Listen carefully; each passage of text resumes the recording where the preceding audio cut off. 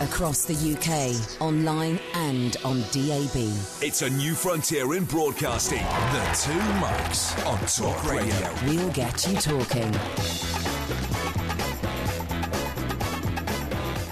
Good afternoon, I'm Mike Graham, he's Mike Parry, you're listening to The Two Mics. Everyone's in a panic about Brexit, we're not. People are still worried about gangs of clowns, we couldn't care less. Some people are surprised there's a good restaurant in Darlington. Why would they be? We'll be bringing you all the important news instead, like where all the butterflies have gone, how soon driverless cars will actually be on our streets, and why building sites are becoming more colourful. 0844 499 1000. Plus we'll have another chance to solve your problems live on air, that's right. It's time for Ask Porky. So get your questions in now on Facebook and at The Two Mics on Twitter. Mr. Parry will try his best to help you out, whether it's a personal problem, a financial worry, or anything at all. He's got the answer. You're listening to The Two Mics with me, Mike Graham, and Mike Parry on Talk Radio. Across the UK, online and on DAB. The Two Mics on Talk Radio. We'll get you talking.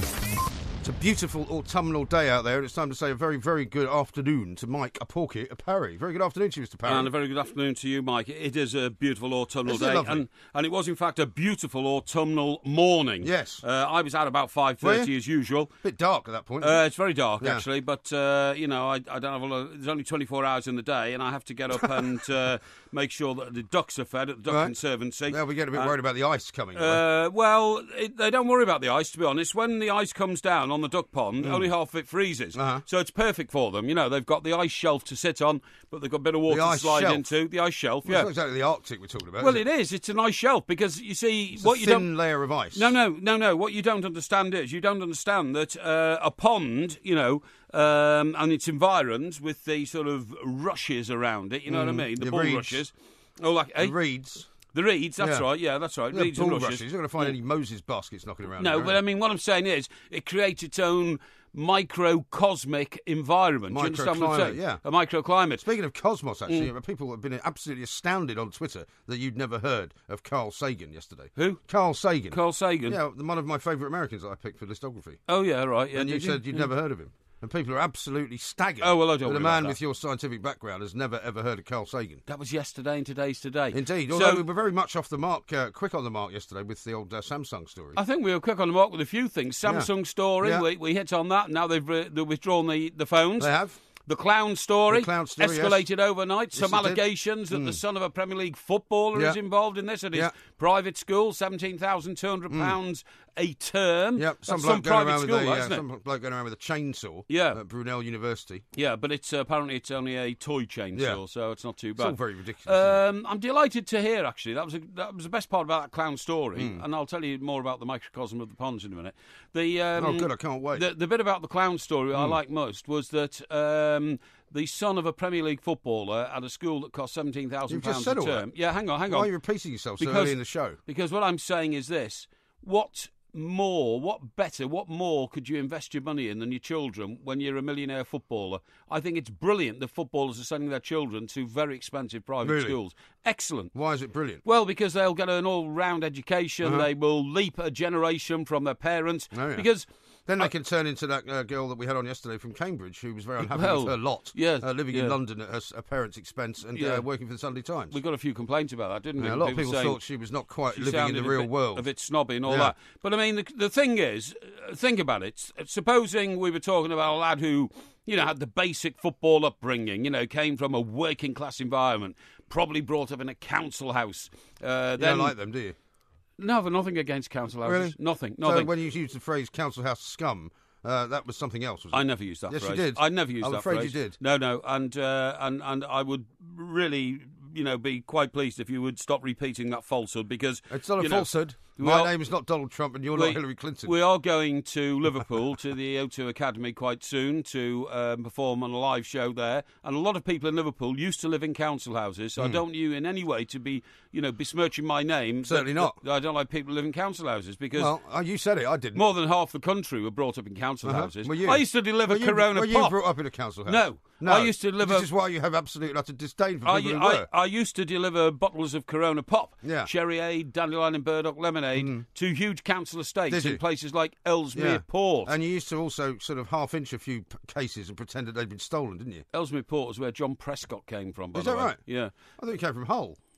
Well, he represents Hull as a constituency, but he came from Ellesmere Port. Oh, did he? And his wife... Was that how come he became a ship's steward? Yes, that's right, yeah, because it's very close to a sort of port. sea Liverpool. city, Yeah, isn't you're it? absolutely Yeah. right, yeah. But his wife, Mrs. Prescott, Yes. can't remember her first name now, can you? Not really, no, but I'm sure you'll find it on the parliamentary expenses sheet. She was a beautiful Elizabeth Taylor lookalike, very, very glamorous woman, still is. I may be going slightly far. And he met her in a hair salon. Did he? In Chester. When he still had hair, presumably. Oh, well, he's still got hair. I mean, he's doing Not a all lot right. of hair, He's doing all right, Prescott. He's doing all right. No, he's doing okay. He did quite a good job. But anyway, getting back He to did quite a good job of what? Well, I think he did quite a good job in actually pursuing his beliefs in life and not being a spin-around politician. You see what I mean? What, so he always wanted to be in the House of Lords, is that what you're saying? Well, no, I don't think he ever wanted to be in the House of Lords. But he is now. But he always wanted to sort of be the working-class champion, and I think he was. Yeah, and now he can do it from the House of Lords. And, well, what good a luck great to thing him. for him. Good luck to him. Tremendous. Good luck to him. Yeah, but he Working-class champion. Hang on, really. he never Who stood... Jags Prescott? Are you having a laugh? No, the man who said that no. he couldn't take his wife down the prom at Blackpool. 200 yards. 200 yards in Bournemouth, because it'd mess up her hair. Between the Bic So Centre he had to have a special car. Between the hotel and the Bic Centre, yeah. But unlike Lord Kinnock, the Welsh windbag, the man whose family have, How is any different from him? Well, the Welsh windbag's family have conservatively made about 20 million quid out of... That's probably a slight overestimation. No, being employed in the public purse over the years, not just him and Gladys. Glenys. That's right, yeah. Gladys. Yeah, not just him and Glenys, but I mean their children. His and son's an MP now. Cells, and they've got massive pensions and all that kind of stuff. His son's married, is he not, to the Swedish Prime Minister? Or No, something? former Danish Prime Minister. former Danish Prime Minister, I think. Okay. And the point is, at least... See, Ed Balls is on Loose Women at the moment. He's not, is he? Yeah, talking about his Strictly Secrets. He is, How the mighty have fallen. He is totally discredited now Yeah. as a former politician. He is. I mean, not as a politician, as a former politician. Yeah. To think this man once wanted to get his hands on the exchequer. purse strings of this country. Yeah. And now he's only pursuing the life of a clown. It says everything, doesn't it? No, it does. Well, he's trying to make a bit of money, I suppose. the There's life nothing wrong of a with that. clown. You should admire him for being an entrepreneur. Anyway, old Welsh windbag, Lord Kinnock, he got up in the Commons and thundered and railed against the House of Lords. They're brigands, cheats and liars. Yes. And, I will get rid of them. No, he didn't. He joined them.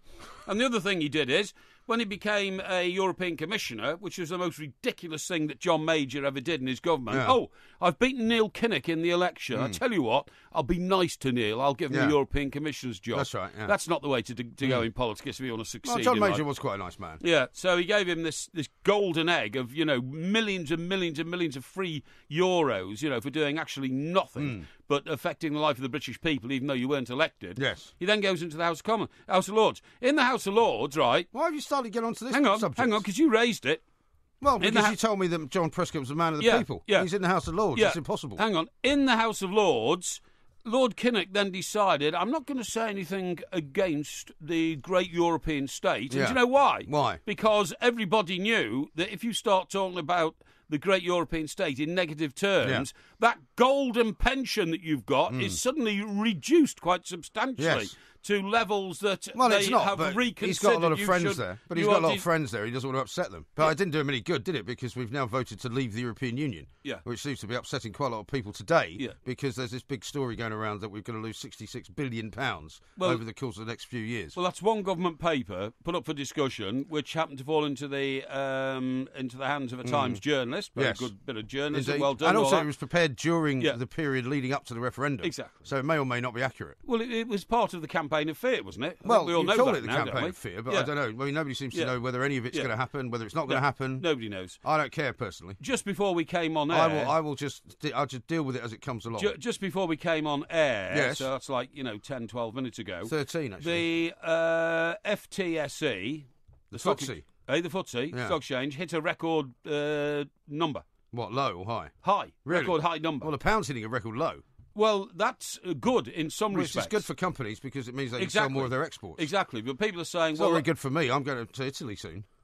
I don't care about you. I know you don't. I realise that you don't care about me. That you've wasted so much money in your life on things that are not important. What, like enjoying myself? Not essential. I've wasted a lot of money on enjoying myself. That's not important. It's important to me. Well, it might be important to you, but... And it's important to those who are near and dear to me. They like me spending money But on you're them. a self-serving individual. I spend most of my money on other people. You have no idea. Oh, no, you don't. Yeah, I do. No, you don't. You spend most of your money on...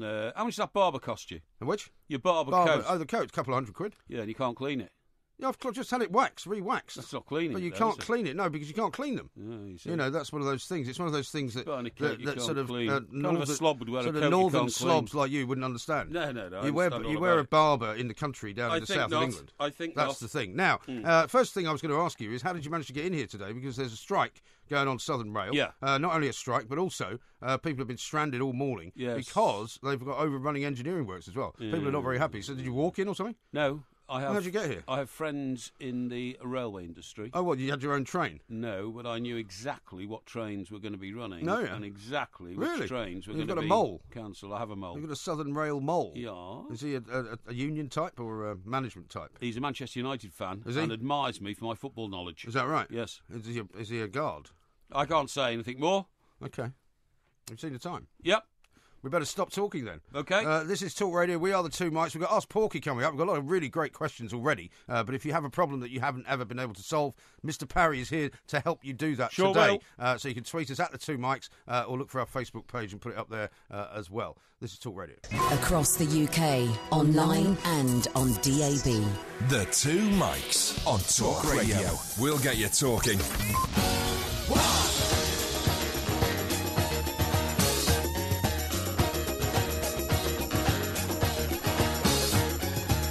This is Talk Radio. We are the Two Mics. Ask Porky coming up a little bit later on. There'll be a podcast going out there as well, of course. We have, by the way, found out, do you know where John Holmes is? The guy who normally sits here between 1 and 4 in the afternoon. I do not know. Please enlighten me. He's gone looking for gorillas, apparently, in Rwanda. Oh, is he? So he might not be back. Well, that's a very worthy cause, isn't it? Well, it depends, I suppose. He's gone to find the big silverback. Indeed he has. Yeah, okay, I'm not good sure if he's thing. making a documentary, but he could be. What was that great It's quite film? dangerous, What was that though, great isn't it? film? Gorillas in the Mist. Gorillas in the Mist. That was in Rwanda, wasn't Sigourney Weaver. Sigourney Weaver. Did she get killed? She played Diane Fossey. Well, Diane Fossey got killed. Diane She was Fossey got killed, That was that's a real, right, yeah, that was a that's real right, person. yeah, I once yeah. interviewed Sigourney Weaver, actually. I'll Did tell you you? about that later on. Yes, okay. Because we've got a guest to talk I'm to very now. We don't want to keep interested him about waiting. that, yeah. Well, you don't want to hear my story about interviewing Sigourney Weaver? Later, please. She gave me one amazing revelation. Got a much more interesting person on the phone right now. Okay. What, you think Mike Rutherford's more interesting than Sigourney Weaver? Oh, by a mile. Not once I've told you what she told me. Oh, right, okay. Mr. Rutherford, a very good afternoon to you. Good afternoon, guys. I don't know Mike. whether you've ever been called more interesting than Sigourney Weaver. Well, I'm flattered to be put in the same basket. Well, with the good Absolutely. lady. Absolutely. Now, I understand not only were we having a driverless car trial up in Milton Keynes today, but you had the pace of it. You were taking part in it. I'm sorry if this puts a bit of a downer on the whole Milton Keynes thing, but as far as I'm concerned, that thing that they're testing today, there's number one flaw is they're testing it on the pavement, Right. and cars should be off the pavement and on the road. Yeah, it's very small, isn't it? Yeah, it's not a car; it's a quadricycle. So it's not even a car. Oh, right. So and it's a do you remember when driverless quadricycle. Yeah, and, there are these pods that bomb around. Do you remember the government, I think Vince Cable, God rest his soul. Yeah, I remember him vaguely. No, he's still alive, actually. Well, no, but I was thinking in the career sense. Yeah, he was thinking more of his political career. Oh, his career died many, many decades ago. But anyway, sorry, go on, yeah. Well, wasn't he the guy, though? Wasn't he the Lib Dem minister, in inverted commas, who wheeled out the self-drive car in Oh, he was Greenwich? the trade minister. He was the trade minister. Yeah. He was going to conquer the world. Yeah. Yeah, but they were, again, it was these funny little pods. What the public are interested in are real cars, so replacing the car that you own now, the little sort of 4 metre long, 4-seater car that you might have for yourself and your partner and your couple of kids in the back. Can there ever be a time, any time in the near future, where you don't have to drive it, it drives you? The technology is there. The technology has been there for at least 30 years ago. In Japan and Korea, 30-odd years ago, companies like Toyota and Honda and Kia were showing me vehicles that drove themselves. I sat in them. I sat in the back seat, in the front seat. I watched the steering wheels turn, the gear sticks changing. Yeah. So why haven't we moved on, Mike? Why haven't we moved on? Well, because, we kid ourselves sometimes in this country. You may have noticed that we claim that we're a great international footballing nation, and perhaps we're not. And we claim that we're going to set the world alight with British technology and self-drive cars or autonomous cars. The fact is that Asia and to a large extent, California or Western North America has beaten us to it. So we're behind in it. The technology is there. The big question is the insurance world ready for an autonomous car? If there's a fatal accident and a poor pedestrian is run over on a zebra crossing, heaven forbid, who's to blame? Is it the manufacturer? Is it the software supplier, the computer manufacturer? Who does the insurance company pay out? Is that what's holding it up, Mike? I mean, is that because I was going to say to you, you've just said that the Far East are ahead of us, California are ahead of us, but there's nowhere in the world where any country is running driverless cars. So is it the insurance problem that's stopping everything? Insurance and legislation problems. If you think the government has to rewrite the rule book, the British government, when it comes to Brexit, I imagine what it's going to be like when it comes to the legalities of cars that don't have drivers. I come back to this point. Who do you blame if something goes horribly wrong? Right. When Google have tried their car out in California, and I think Uber have done the same, they always still have a person sitting in the driver's seat, don't they? Yeah, but again, it's going to take a huge test case. They certainly do, and it's going to be a test case as to whether the person sitting in the car was responsible. Yeah. Could that person have grabbed the steering wheel or applied the brakes or whatever? Yeah. And so we've got all these huge hurdles to go through. And what it means, basically, Mike, although you are a young man, you're probably never going to see autonomous cars in your lifetime. Thank you very much. I presume you're talking to me there. Being made available to the public. No, Mike Rutherford and I are very old colleagues. I think it was... we're all old colleagues, but old being the operative word in your case. Yeah. But let's talk a little bit about how this will all kind of... all this, for example, could be blamed, because it says this system that we were looking at today in Milton Keynes uses LiDAR detection technology and cameras. What is that? Well, it basically, to put it in its simplest form, and if anyone has ever been into a factory, some high-tech factories and not very high-tech factories have all sorts of vehicles bombing around that just simply read the white lines on the factory floor. They're autonomous vehicles delivering things to the production line. They can be reading either white lines, they could be following a sort of... a sensor in the concrete beneath them. It could be a radar sort of system, and so the technology is there. That's not the problem. The other issue, would you get on a train? A fast train, a 70-mile-an-hour train with no driver? Would you get? Well, we do in London, don't we? On the old DLR. Well, DLR doesn't do 70 miles an hour. Well, it does 30 or 40 miles an hour. That's about 25, I think, isn't it? Well, whatever. If it comes off the rails, you're going to be in a bad way. Well, because it's elevated. Yes. Yeah.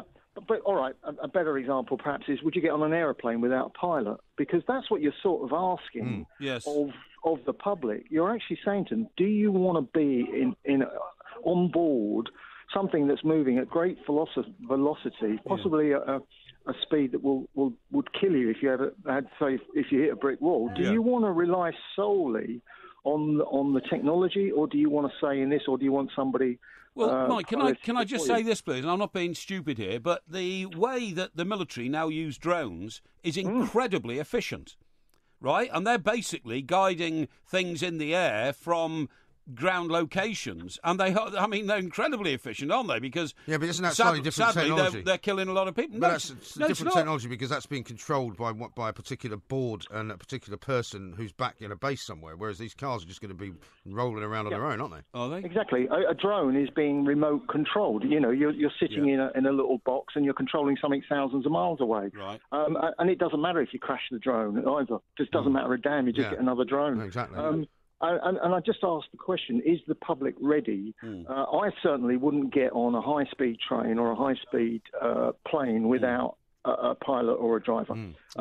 There's another big issue here, and I raised it on Sky TV this morning, because I do the unimportant things in the morning and the important things in the afternoon. Quite right, too. Very well said. And I actually raised the point that, and it's something that nobody's talked about, least of all the motor industry, but what we need to look sideways for a minute. What effect autonomous vehicles, cars, vans, trucks, buses, etc., will have on employment levels in Britain? Yeah. And if we can be serious for a minute, I think it will mean potentially hundreds of thousands, if not, over 1 million, perhaps even eventually millions of people losing their reasonably paid jobs. I don't think that'll happen. I think he's right, because, vans will suddenly go that way. As each delivery generation vans. passes, the jobs that were traditional jobs are replaced by more high-tech jobs. I mean, for instance, we don't have any coal miners anymore. Why don't we have any coal miners? Because we don't dig for coal. But what we do is, we had other sources of energy. We had people building these huge windmills. Entire communities where coal was mined are still destitute and have never been replaced with other jobs. So that's rubbish. No, it's not. No, it's not rubbish. Now, Mike, we haven't got a lot of time. Porky's been very taken, talking about, his heart is bleeding for coal miners. Yeah. He's very taken by this £400,000 motorhome that he spotted in the. Well, I'm not taken by that. I just don't know. You like it, don't you? Why would anybody buy a £400,000 motorhome when you could buy 15 houses in Darlington for the same money? Yeah. Well, maybe if you're a famous footballer that's got hundreds of thousands of pounds in spare cash every month and you haven't got much to do, I'm thinking of a certain player that you've got great respect for. Wayne Rooney, because he's not playing anymore, right? Well, I mean, be ideal for Wayne, and I know somebody who's got a number plate that could be fitted to it that might be quite appropriate too. Yeah, right, okay. Yeah, that's you he's talking about. You've got 2 Wayne Rooney number plates, haven't you? Well, I had them years ago. I still own them, of course, but it's an investment. He's been very modest, Mike, today. I'm not quite sure why. But listen, thank you very much indeed, as ever, for joining us. And thank you for putting us down as the number 1 radio station on the list. Exactly. Mike Rutherford there, of course, from Auto Express, a very big expert on all things to do with motorised vehicles. So you don't fancy that motorhome, then? Well, motorhomes... I think it's ideal for you. No. You like to spend time on the road. You like to travel around. You like to be on your own. I don't. It's got underfloor heating. It's got a rain shower. I'm sorry, but that's... What do you mean? That's like being a traveller, and I'm not a traveller. I'm a solid house, hotel type person. Really? No, I don't like motorhomes at all. Really? Not at all. I think we should try and get you in one. Why? Because you'd enjoy it. No, I wouldn't enjoy it. You're like a king of the road type thing. As far as I'm concerned, a 3-star hotel is camping. So, really? A motorhome... Well, why do you keep booking them then when we go to these places like Rugby and Whitley Bay? Well, I only booked them for you. No, you didn't. No, you booked these ridiculously awful hotels. I have my own arrangements. One of them didn't even have a bar.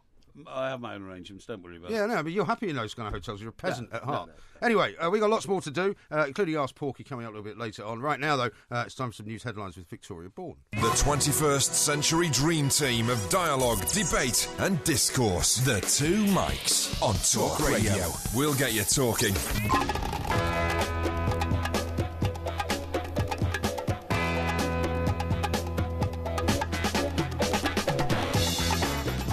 This is Talk Radio. We are the 2 Mics. We're here all week covering for Mr. John Holmes, who's out looking for gorillas in Rwanda. Now, a few people have pointed out to me, Mr. Parry, I have to say, that Lord Prescott, Baron Prescott, was actually born in Prestatyn. That's my gorilla impersonation. Yeah, he could have just stayed here and looked for one. Yeah, exactly. He was born in Prestatyn, says here. Who was? Lord Prescott. OK, well, that's very close to Ellesmere Port. Well, it's not close to Ellesmere Port, but he it's grew not up in Ellesmere Port, OK? You said he was from Ellesmere Port. Yeah, he was, because that's where he spent most of his working life before he became turns out he's not. What was he? A ship's... Well, he was a steward, wasn't he? Steward, that's right, ship steward, That's why when he used to stand up in the House of Commons, all the Tories, in their terrible class warfare accents, would go, gin and tonic, please, steward. No, it was another large gin and tonic, Giovanni, because he worked on an Italian cruise ship, apparently. Yeah, absolutely harsh, right. Isn't it? Yeah, Richard doesn't agree with Mike Rutherford. He says, this guy's off his box. I'd trust a computer driver far more than a human driver. No, I wouldn't. Well, the other problem with things like automated driverless cars is that they would be quite easy, I would have thought, to hack.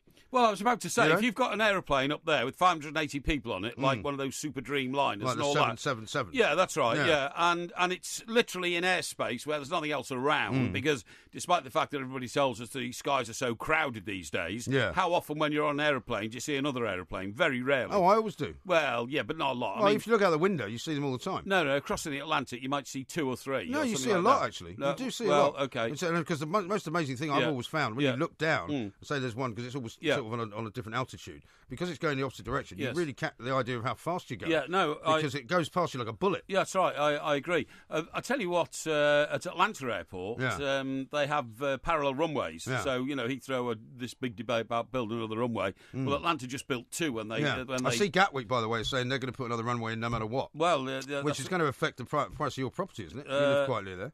Yeah, I do live quite near there, actually, yeah. It will affect the price of my property upwards, I hope. But, well, no, it won't. It'll make it go down. It'll be noise pollution. No, there's no such thing as noise pollution, to be honest. But anyway, getting back to Atlanta, I remember being on a plane there taking off, and I thought, that's remarkable.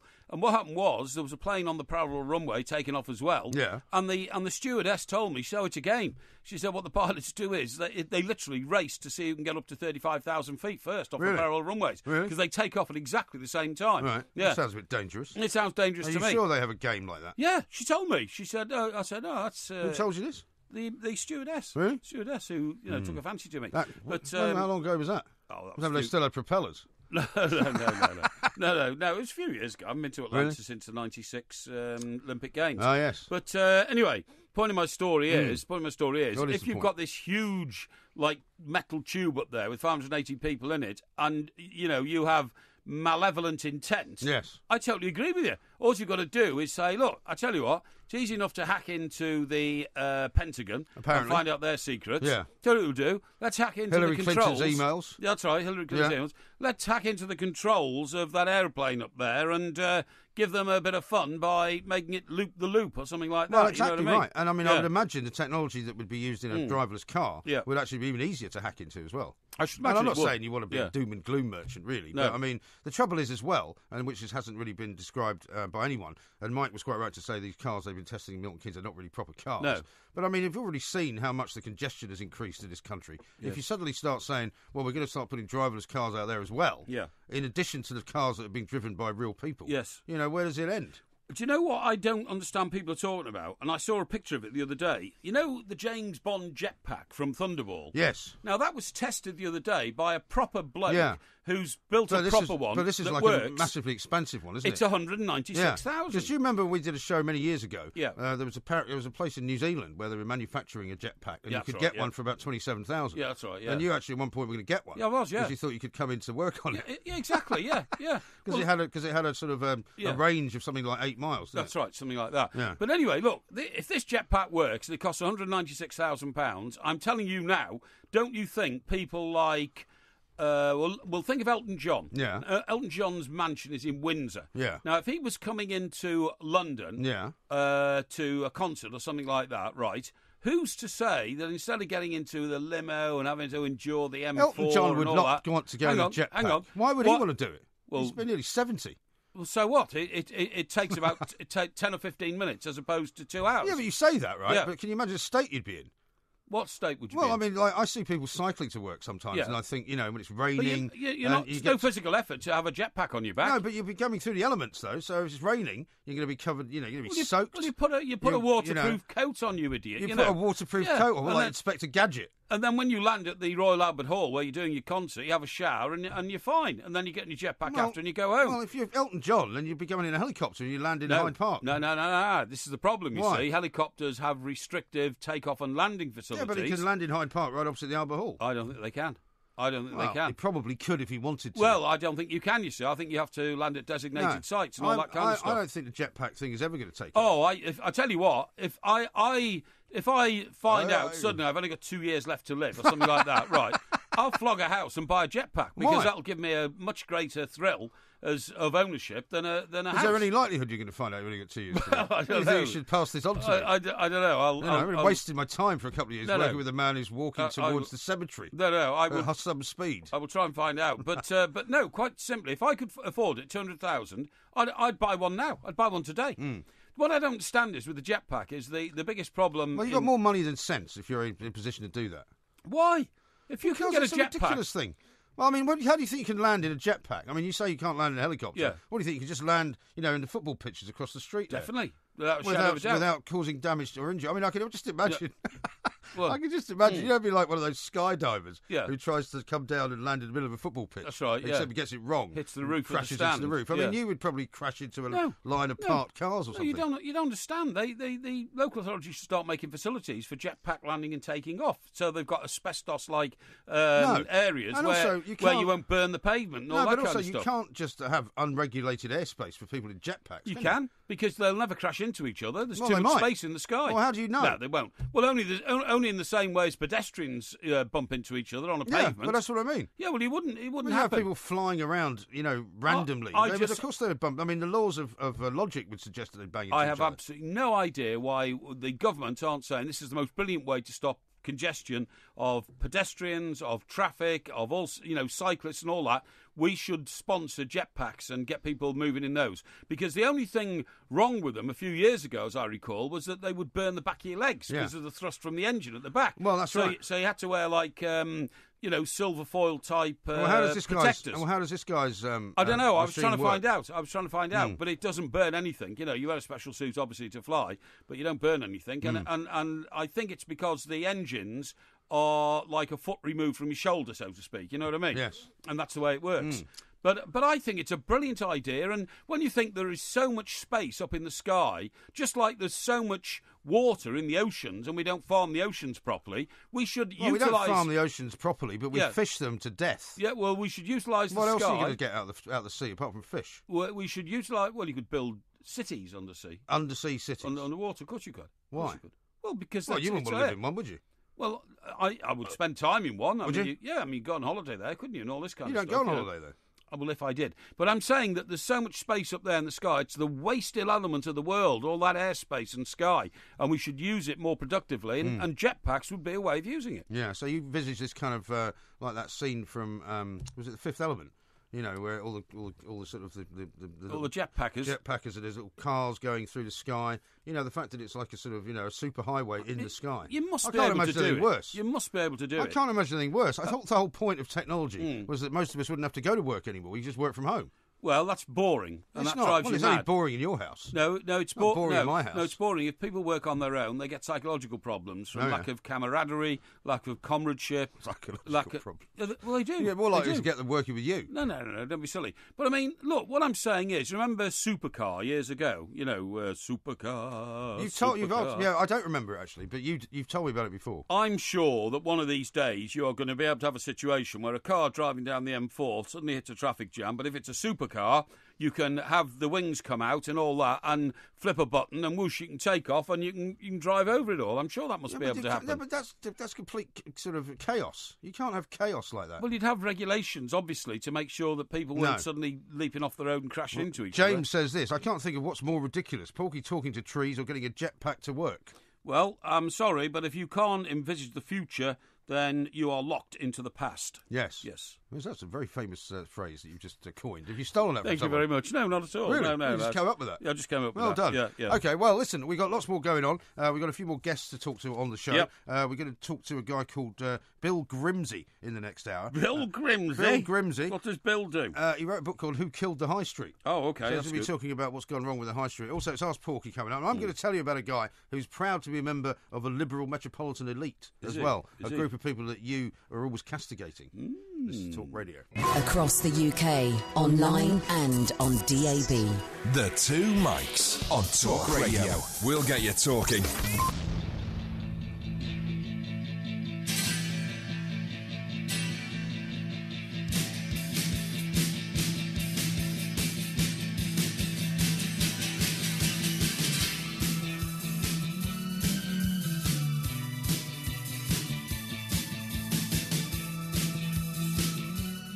This is Talk Radio. We are the Two Mics. There's one of those cars driving on the pavement now that we were talking about live in Milton Keynes. It doesn't really look like much of a car, does it? I mean, it looks like a mess, You couldn't travel that slowly, could you?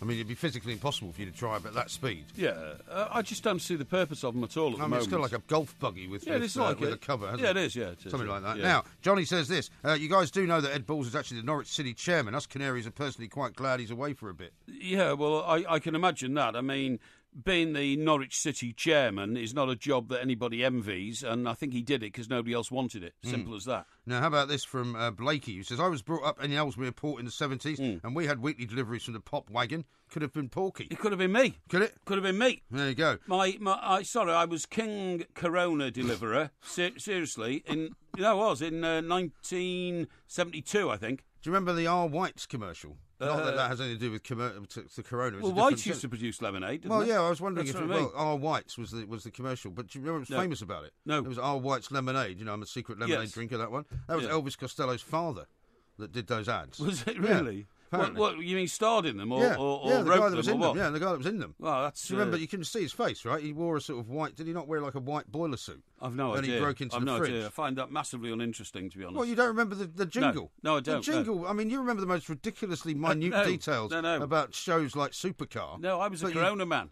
A what? I was a Corona man, okay. Corona, yeah. How about this from You Got Weight? I will never forget watching Cosmos for the first time. The same emotions came back seeing the Sistine Chapel. What? Cosmos, Carl Sagan's show that we talked about from yesterday. Yes, right, okay, yeah. You still haven't got it, have you? No. Carl Sagan is a great visionary. I like the Sistine Chapel. That was painted, the roof of that was painted by Michelangelo, wasn't it? It certainly was. Yeah, it was, yeah. Have you been there? It's good.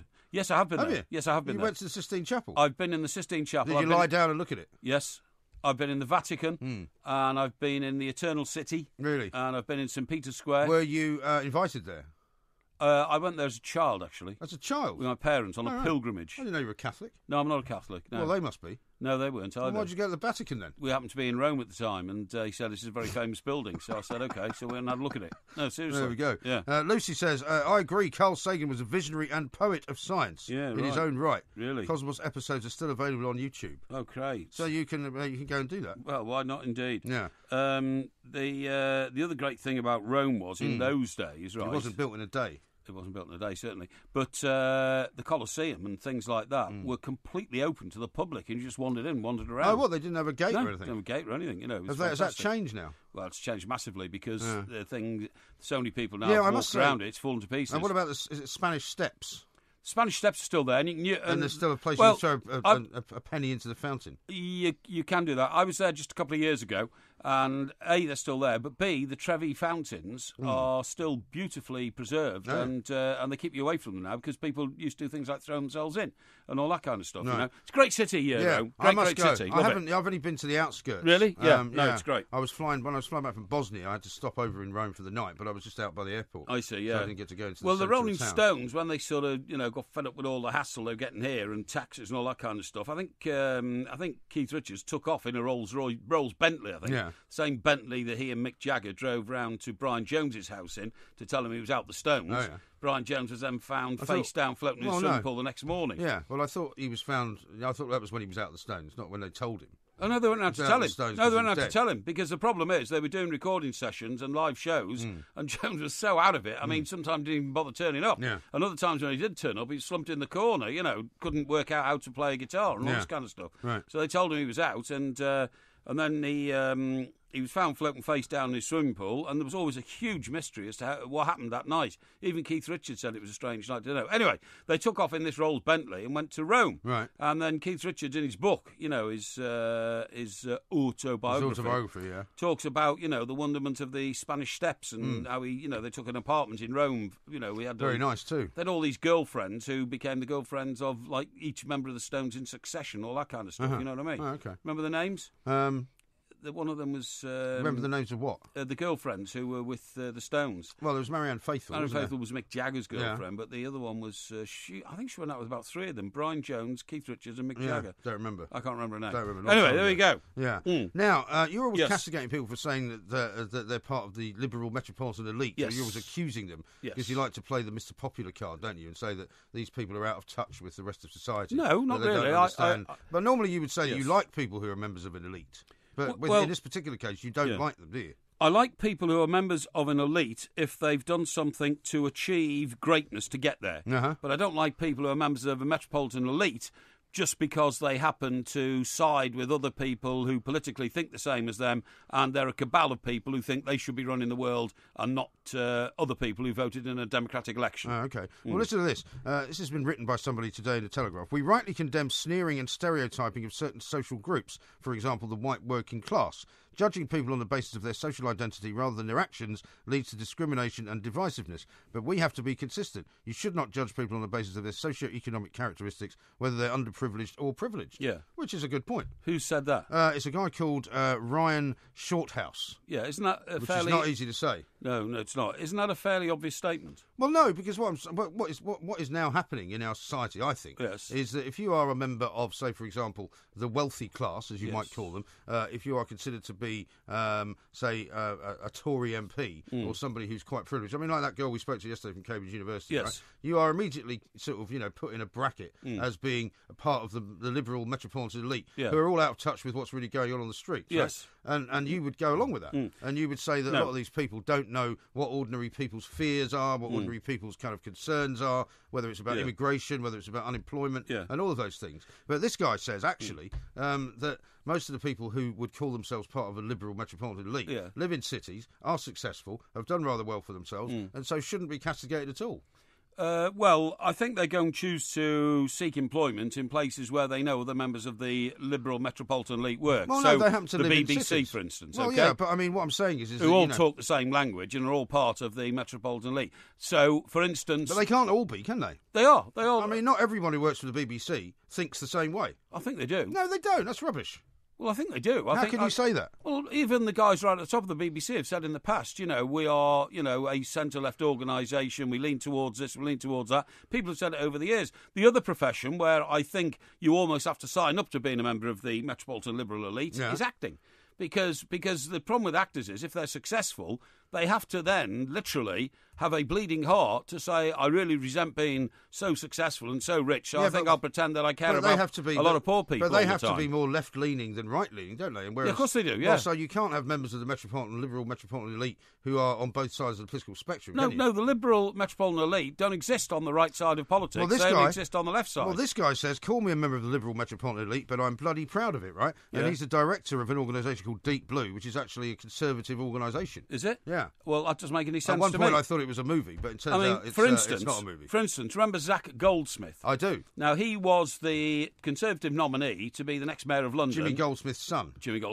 Yeah. And Jimmy Goldsmith was a billionaire financier. He was. So Zach Goldsmith suddenly decides to save the world, literally, and use his vast wealth inherited from his father to, pursue what I believe to be sort of pointless and crazy environmental issues, inclling... Well, he was against the third runway at Heathrow. I was about to say, including making sure we don't get a third runway at Heathrow, which of course... You wouldn't say that was pointless and crazy, would you? Yes, I would, because it will stultify the economy of this country. Stultify? Yeah, Is this a new word? Yeah, for decades to come. Stultify. So he goes and puts himself up as the Conservative candidate for the Mayor of London. He loses massively, and in between time, David Cameron, who was then the Prime Minister, and who is not now because he wasn't very good at it, decided to postpone the decision on a new runway at Heathrow in case it upset his chosen candidate for the next Mayor of London. The whole thing is rubbish. But what I'm saying is, Zach Goldsmith was definitely a member of the liberal metropolitan elite. What I'm saying is, don't you find it odd? This is a pointless conversation, by the way. Do you know what? Our audience are going to be wondering why we're talking round in circles like this. No, we're not. Why are you upset with it? I'm not upset with it. It's just that it's not going anywhere. Well, it doesn't have to go anywhere. I'm just discussing something with you. Yes.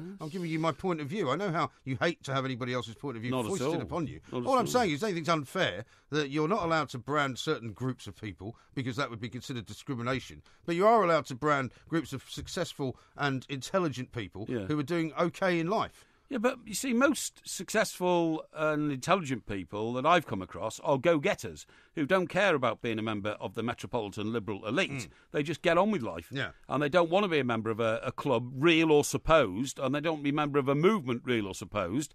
They're just individuals who do things and get it done. All right. So I don't know. I'm not sure why you're sticking up for the... this band of sort of bogus individuals. I'm sticking up for people who are saying it's wrong to actually just blanket blame everybody for something because they're not all thinking the same way. That's all. I don't think it's fair. I think, like you were saying, you couldn't go around sort of slagging off the white working class and saying they all think the same. Yeah. They're all idiots. Could you? Well, I wouldn't say that anyway. Well, no, but you would say it against the liberal metropolitan elite, which is the same thing. Yeah, because I think it's a falsehood, you see. You're calling them all idiots. No, I didn't call them idiots. I'm saying they're all trying to be something, which they're not, but they're trying to affect a particular position in life. They're trying to affect a position in society. That's what I think they're trying to do. Yeah, well, I think we should go easy on them. That's my point. I've never been hard on them, actually, and again. You're always slagging them off. No, it's not. And they're not worthy of 5 minutes of my time talking about Is that them. right? Shall we talk about you instead? No, we'll talk about something which interests our million listeners. I mean, everybody's interested in what we have to say, okay? Whether it is something to do with liberal metropolitan elitism. Well, you think I think a lot of myself. When you've just said everybody's interested in everything you say. I didn't say I don't agree with that. I said everybody's interested in what we have to say. Well, we include you. Yeah, we does include me. Yeah, yes, I wouldn't agree with that. I'm speaking for both of us here. I'm not pompous enough to think that everybody's interested in everything I have to say. But you never shut up, though. No, that's not true. Yes, it is. If I'm talking to a group of people at Everton Football Club, I should imagine a load of people who support Manchester United Football Club are not that interested in what I've got to say. Oh, yes, they are. I wouldn't say they are, because they listen for different reasons, though. Well, I mean, I think that's a really pompous I realised that attitude. whole conversation was it just went over your head. That's why you didn't like getting into it. No, it didn't go over my head at all. It's just that I thought it vacuous. It's so philosophical. Philosophical? Yeah. Oh, you're a philosopher now, are you? I Well, didn't realise. Sorry. I am a bit of a Sorry, I philosopher, didn't realise old MG's going down the philosopher road. Yes, I am a bit of a philosopher. I know that these complicated subjects are tough for you to get your head around because you can't see the world in anything but black and white. But sometimes it's good to expose the grey areas. They're not tough for me to get my head around. I just see the time, by the way. long and winding road that ain't going anywhere. Yeah, well, sometimes that's what the road does. This is Talk Radio. Across the UK, online and on DAB. The Two Mics on Talk Radio. We'll get you talking.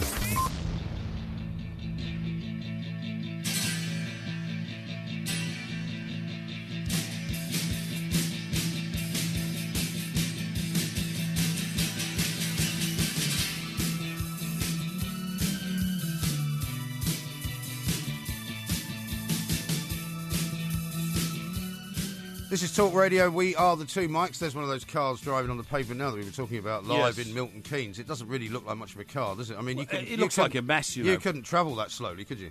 I mean, it'd be physically impossible for you to drive at that speed. Yeah, I just don't see the purpose of them at all at the moment. It's kind of like a golf buggy with a cover, hasn't it? It is, yeah. Something like that. Yeah. Now, Johnny says this. You guys do know that Ed Balls is actually the Norwich City chairman. Us Canaries are personally quite glad he's away for a bit. Yeah, well, I can imagine that. I mean, being the Norwich City chairman is not a job that anybody envies, and I think he did it because nobody else wanted it. Simple as that. Now, how about this from Blakey, who says, I was brought up in Ellesmere Port in the 70s, and we had weekly deliveries from the Pop Wagon. Could have been Porky. It could have been me. Could it? Could have been me. There you go. I was King Corona deliverer, seriously, in 1972, I think. Do you remember the R. White's commercial? Not that has anything to do with the Corona. Well, White's used to produce lemonade, didn't yeah, I was wondering if R. White's was the commercial. But do you remember what was famous about it? No. It was R. White's lemonade. You know, I'm a secret lemonade drinker, that one. That was Elvis Costello's father that did those ads. Was it really? Yeah. What you mean starred in them or the wrote guy that was them in or them. what? Yeah, the guy that was in them. Well, that's. Do you remember? You can see his face, right? He wore a sort of white. Did he not wear like a white boiler suit? I've no idea. And he broke into the fridge. Idea. I find that massively uninteresting, to be honest. Well, you don't remember the jingle? No, I don't. The jingle. I mean, you remember the most ridiculously minute details about shows like Supercar. No, I was a Corona man. A what? I was a Corona man. Okay. Corona, yeah. How about this from You Got Weight? I will never forget watching Cosmos for the first time. The same emotions came back seeing the Sistine Chapel. What? Cosmos, Carl Sagan's show that we talked about from yesterday. Right, okay, yeah. You still haven't got it, have you? No. Carl Sagan is a great visionary. I like the Sistine Chapel. That was painted. The roof of that was painted by Michelangelo, wasn't it? It certainly was. Yeah, it was. Yeah. Have you been there? It's good. Yes, I have been there. Have you? Yes, I have been there. You went to the Sistine Chapel? I've been in the Sistine Chapel. Did you lie down and look at it? Yes. I've been in the Vatican, and I've been in the Eternal City. Really? And I've been in St. Peter's Square. Were you invited there?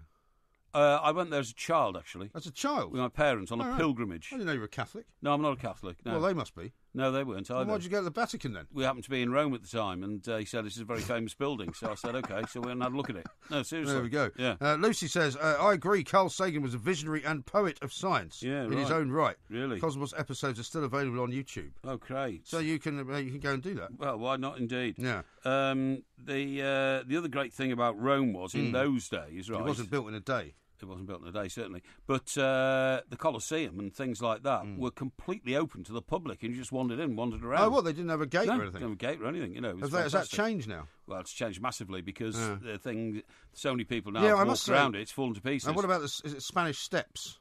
Spanish Steps are still there. And there's still a place you throw a penny into the fountain. You can do that. I was there just a couple of years ago, And A, they're still there, but B, the Trevi fountains are still beautifully preserved, and they keep you away from them now because people used to do things like throw themselves in and all that kind of stuff. You know? It's a great city, though. Great city. I've only been to the outskirts. Really? Yeah. It's great. When I was flying back from Bosnia, I had to stop over in Rome for the night, but I was just out by the airport. I see. Yeah. So I didn't get to go into the Rolling Stones, when they sort of got fed up with all the hassle they were getting here and taxes and all that kind of stuff, I think Keith Richards took off in a Rolls Bentley. I think. Yeah. Same Bentley that he and Mick Jagger drove round to Brian Jones's house in to tell him he was out the Stones. Oh, yeah. Brian Jones was then found face down floating in a swimming pool the next morning. Yeah, well, I thought he was found. I thought that was when he was out the Stones, not when they told him.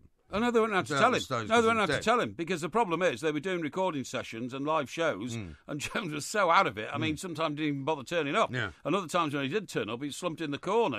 Couldn't work out how to play a guitar and all this kind of stuff. Right. So they told him he was out, and then he was found floating face down in his swimming pool, and there was always a huge mystery as to what happened that night. Even Keith Richards said it was a strange night to know. Anyway, they took off in this Rolls Bentley and went to Rome. Right. And then Keith Richards, in his book, his autobiography, talks about, the wonderment of the Spanish Steps and how they took an apartment in Rome. We had very nice too. They had all these girlfriends who became the girlfriends of like each member of the Stones in succession, all that kind of stuff. You know what I mean? Oh, okay. Remember the names? One of them was... remember the names of what? The girlfriends who were with the Stones. Well, there was Marianne Faithfull. Marianne Faithfull was Mick Jagger's girlfriend, but the other one was... I think she went out with about three of them. Brian Jones, Keith Richards and Mick Jagger. Don't remember. I can't remember her name. Don't remember. Anyway, there we go. Yeah. Now, you're always castigating people for saying that they're part of the liberal metropolitan elite. Yes. So you're always accusing them. Because you like to play the Mr. Popular card, don't you? And say that these people are out of touch with the rest of society. No, not really. But normally you would say that you like people who are members of an elite. But in this particular case, you don't like them, do you? I like people who are members of an elite if they've done something to achieve greatness to get there. But I don't like people who are members of a metropolitan elite just because they happen to side with other people who politically think the same as them, and they're a cabal of people who think they should be running the world and not other people who voted in a democratic election. Okay. Well, listen to this. This has been written by somebody today in the Telegraph. We rightly condemn sneering and stereotyping of certain social groups, for example, the white working class. Judging people on the basis of their social identity rather than their actions leads to discrimination and divisiveness. But we have to be consistent. You should not judge people on the basis of their socio-economic characteristics, whether they're underprivileged or privileged. Yeah. Which is a good point. Who said that? It's a guy called Ryan Shorthouse. Yeah, isn't that which is not easy to say. No, it's not. Isn't that a fairly obvious statement? Well, no, because what is now happening in our society, I think, is that if you are a member of, say, for example, the wealthy class, as you might call them, if you are considered to be, say, a Tory MP or somebody who's quite privileged. I mean, like that girl we spoke to yesterday from Cambridge University, right? You are immediately sort of, put in a bracket as being a part of the liberal metropolitan elite who are all out of touch with what's really going on the streets. Yes. Right? And you would go along with that. And you would say that a lot of these people don't know what ordinary people's fears are, what ordinary people's kind of concerns are, whether it's about immigration, whether it's about unemployment, and all of those things. But this guy says, actually, that most of the people who would call themselves part of a liberal metropolitan elite live in cities, are successful, have done rather well for themselves, and so shouldn't be castigated at all. Well, I think they're going to choose to seek employment in places where they know other members of the liberal metropolitan elite work. Well, so no, they happen to the live BBC, in cities. for instance. Well, okay? yeah, but I mean, what I'm saying is who all talk the same language and are all part of the metropolitan elite. So, for instance, but they can't all be, can they? They are. They all. I mean, not everyone who works for the BBC thinks the same way. I think they do. No, they don't. That's rubbish. Well, I think they do. How can you say that? Well, even the guys right at the top of the BBC have said in the past, we are, a centre-left organisation. We lean towards this, we lean towards that. People have said it over the years. The other profession where I think you almost have to sign up to being a member of the Metropolitan Liberal elite is acting. Because the problem with actors is if they're successful, they have to then literally have a bleeding heart to say, I really resent being so successful and so rich, so I think I'll pretend that I care about a lot of poor people. But they have to be more left-leaning than right-leaning, don't they? And whereas, of course they do, Well, so you can't have members of the liberal metropolitan elite who are on both sides of the political spectrum, can you? No, the liberal metropolitan elite don't exist on the right side of politics. Well, they only exist on the left side. Well, this guy says, call me a member of the liberal metropolitan elite, but I'm bloody proud of it, right? And he's the director of an organisation called Deep Blue, which is actually a conservative organisation. Is it? Yeah. Yeah. Well, that doesn't make any sense At one to point me. I thought it was a movie, but it turns out it's not a movie. For instance, remember Zach Goldsmith? I do. Now, he was the Conservative nominee to be the next mayor of London. Jimmy Goldsmith's son. Jimmy Goldsmith's son. Yeah. And Jimmy Goldsmith was a billionaire financier. He was. So Zach Goldsmith suddenly decides to save the world, literally, and use his vast wealth inherited from his father to, pursue what I believe to be sort of pointless and crazy environmental issues, incling... Well, he was against the third runway at Heathrow. I was about to say, including making sure we don't get a third runway at Heathrow, which well, of you course... wouldn't say that was pointless and crazy, would you? Yes, I would, because it will stultify the economy of this country. Stultify? Yeah, Is this a new word? Yeah, for decades to come. Stultify. So he goes and puts himself up as the Conservative candidate for the Mayor of London. He loses massively, and in between time, David Cameron, who was then the Prime Minister, and who is not now because he wasn't very good at it, decided to postpone the decision on a new runway at Heathrow in case it upset his chosen candidate for the next Mayor of London. The whole thing is rubbish. But what I'm saying is, Zach Goldsmith was definitely a member of the Liberal metropolitan elite. What I'm saying is, don't you find it odd? This is a pointless conversation, by the way. Do you know what? Our audience are going to be wondering why we're talking round in circles like this. We're not. Why are you upset with it? I'm not upset with it. It's just that it's not going anywhere. Well, it doesn't have to go anywhere. I'm just discussing something with you. You know, I'm giving you my point of view. I know how you hate to have anybody else's point of view foisted upon you. All I'm saying is anything's unfair, that you're not allowed to brand certain groups of people because that would be considered discrimination. But you are allowed to brand groups of successful and intelligent people who are doing okay in life. Yeah, but you see, most successful and intelligent people that I've come across are go-getters who don't care about being a member of the metropolitan liberal elite. They just get on with life. Yeah. And they don't want to be a member of a club, real or supposed, and they don't want to be a member of a movement, real or supposed.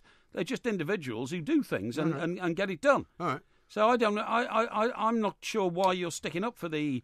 this band of sort of bogus individuals. I'm sticking up for people who are saying it's wrong to actually just blanket blame everybody for something because they're not all thinking the same way. That's all. I don't think it's fair. I think, like you were saying, you couldn't go around sort of slagging off the white working class and saying they all think the same. Yeah. They're all idiots. Could you? Well, I wouldn't say that anyway. Well, no, but you would say it against the liberal metropolitan elite, which is the same thing. Yeah, because I think it's a falsehood, you see. You're calling them all idiots. No, I didn't call them idiots. I'm saying they're all trying to be something, which they're not, but they're trying to affect a particular position in life. They're trying to affect a position in society. That's what I think they're trying to do. Yeah, well, I think we should go easy on them. That's my point. I've never been hard on them, actually, and again. You're always slagging them off. No, it's not. And they're not worthy of 5 minutes of my time talking about them. Is that right? Should we talk about you instead? No, we'll talk about something which interests our million listeners. I mean, everybody's interested in what we have to say, okay? Whether it is something to do with liberal metropolitan elitism. Well, you think I think a lot of myself. When you've just said everybody's interested in everything you say. I didn't say I don't agree with that. I said everybody's interested in what we have to say. Well, we include you. Yeah, we does include me. Yeah, yes, I wouldn't agree with that. I was speaking for both of us here. I'm not pompous enough to think that everybody's interested in everything I have to say. But you never shut up, though. No, that's not true. Yes, it is. If I'm talking to a group of people at Everton Football Club, I should imagine a load of people who support Manchester United Football Club are not that interested in what I've got to say. Yes, they are. I wouldn't. They are, because they listen for different reasons, though. Well, I think that's a really pompous I realised that attitude. Whole conversation was it just went over your head. That's why you didn't like getting into it. No, it didn't go over my head at all. It's just that I thought it's vacuous. It's so philosophical. Philosophical? Yeah. Oh, you're a philosopher now, are you? I Well, didn't realise. Sorry. I am a bit of a Sorry, I philosopher, didn't realise old MG's going down the philosopher road. Yes, I am a bit of a philosopher. I know that these complicated subjects are tough for you to get your head around because you can't see the world in anything but black and white. But sometimes it's good to expose the grey areas. They're not tough for me to get my head around. I just see the time, by the way. Long and winding road that ain't going anywhere. Yeah, well, sometimes that's what the road does. This is Talk Radio. Across the UK, online and on DAB. It's a new frontier in broadcasting. The Two Mics on Talk Radio. We'll get you talking. Good afternoon, I'm Mike Graham, he's Mike Parry, you're listening to The Two Mics. Everyone's in a panic about Brexit, but we're not, I'd have to say. People are still worried about these clowns, but we're not particularly bothered by them. Coming up, we're going to be revealing who some of the other Rolling Stones girlfriends were. We've got Ask Porky coming up as well, Mr. Parry, so I hope you're in a mood for helping people. Oh, yes, absolutely. Because there's an awful lot going on in that direction. And also, we've got some very good tweets from people pointing out that Anita Pallenberg was the woman that's that all you I were was thinking thinking of. There's some great old pictures of Anita Pallenberg with the old fur coat on and sitting with Keith Richard. We'll be doing more of that, and also also talking about the death of reading books as well, coming up in this hour. You're listening to the Two Mics death with me. of, eh? The death of. The death of reading books. Yeah. What's wrong with that? Well, it's the wrong expression, isn't it? Well, what would you say? Decline. Declining people reading books at bookshops. Well, a decline leads to death, doesn't it? No. The books tell don't me, die. Tell me. No, it's not the books that's dying. It's the art of reading the book that's dying. Yeah, well, that's the wrong word, Dad. Well, the day you correct me on the use of the English language will be the day that I reach over there and grab you by the throat. Well, it's just happened, so you better start reaching. No, it hasn't. This is Talk Radio. We are the Two Mics. Across the UK, online and on DAB. The Two Mics on Talk Radio. We'll get you talking. Are you not sick to death, by the way, of all this Brexit panic? Well, I'm getting a bit irritated that you're telling people on my behalf we're not worried about Brexit. How do you know I'm not worried about Brexit? Well, I don't know if you are. I'm asking you. Well, I am worried about Brexit. Worried about it? Yeah. Are you? Why? Yeah. What are you worried about? Well, you're worried about lose your fortune. Yes, actually, I am, yeah. Dear me. I'm worried about the state of the economy. Man of the people. Now, when I see the pound plunging, and that's very good in some respects because it makes it easier to sell British goods abroad, but it could bring on inflation. Yes. And I don't like inflation. Don't you? No, I don't like inflation. Well, people are saying inflation is good for the economy. Lord King, in fact, was on the TV this morning, the former governor of the Bank of England. That's right. Saying that we've been trying to do this for years, i.e.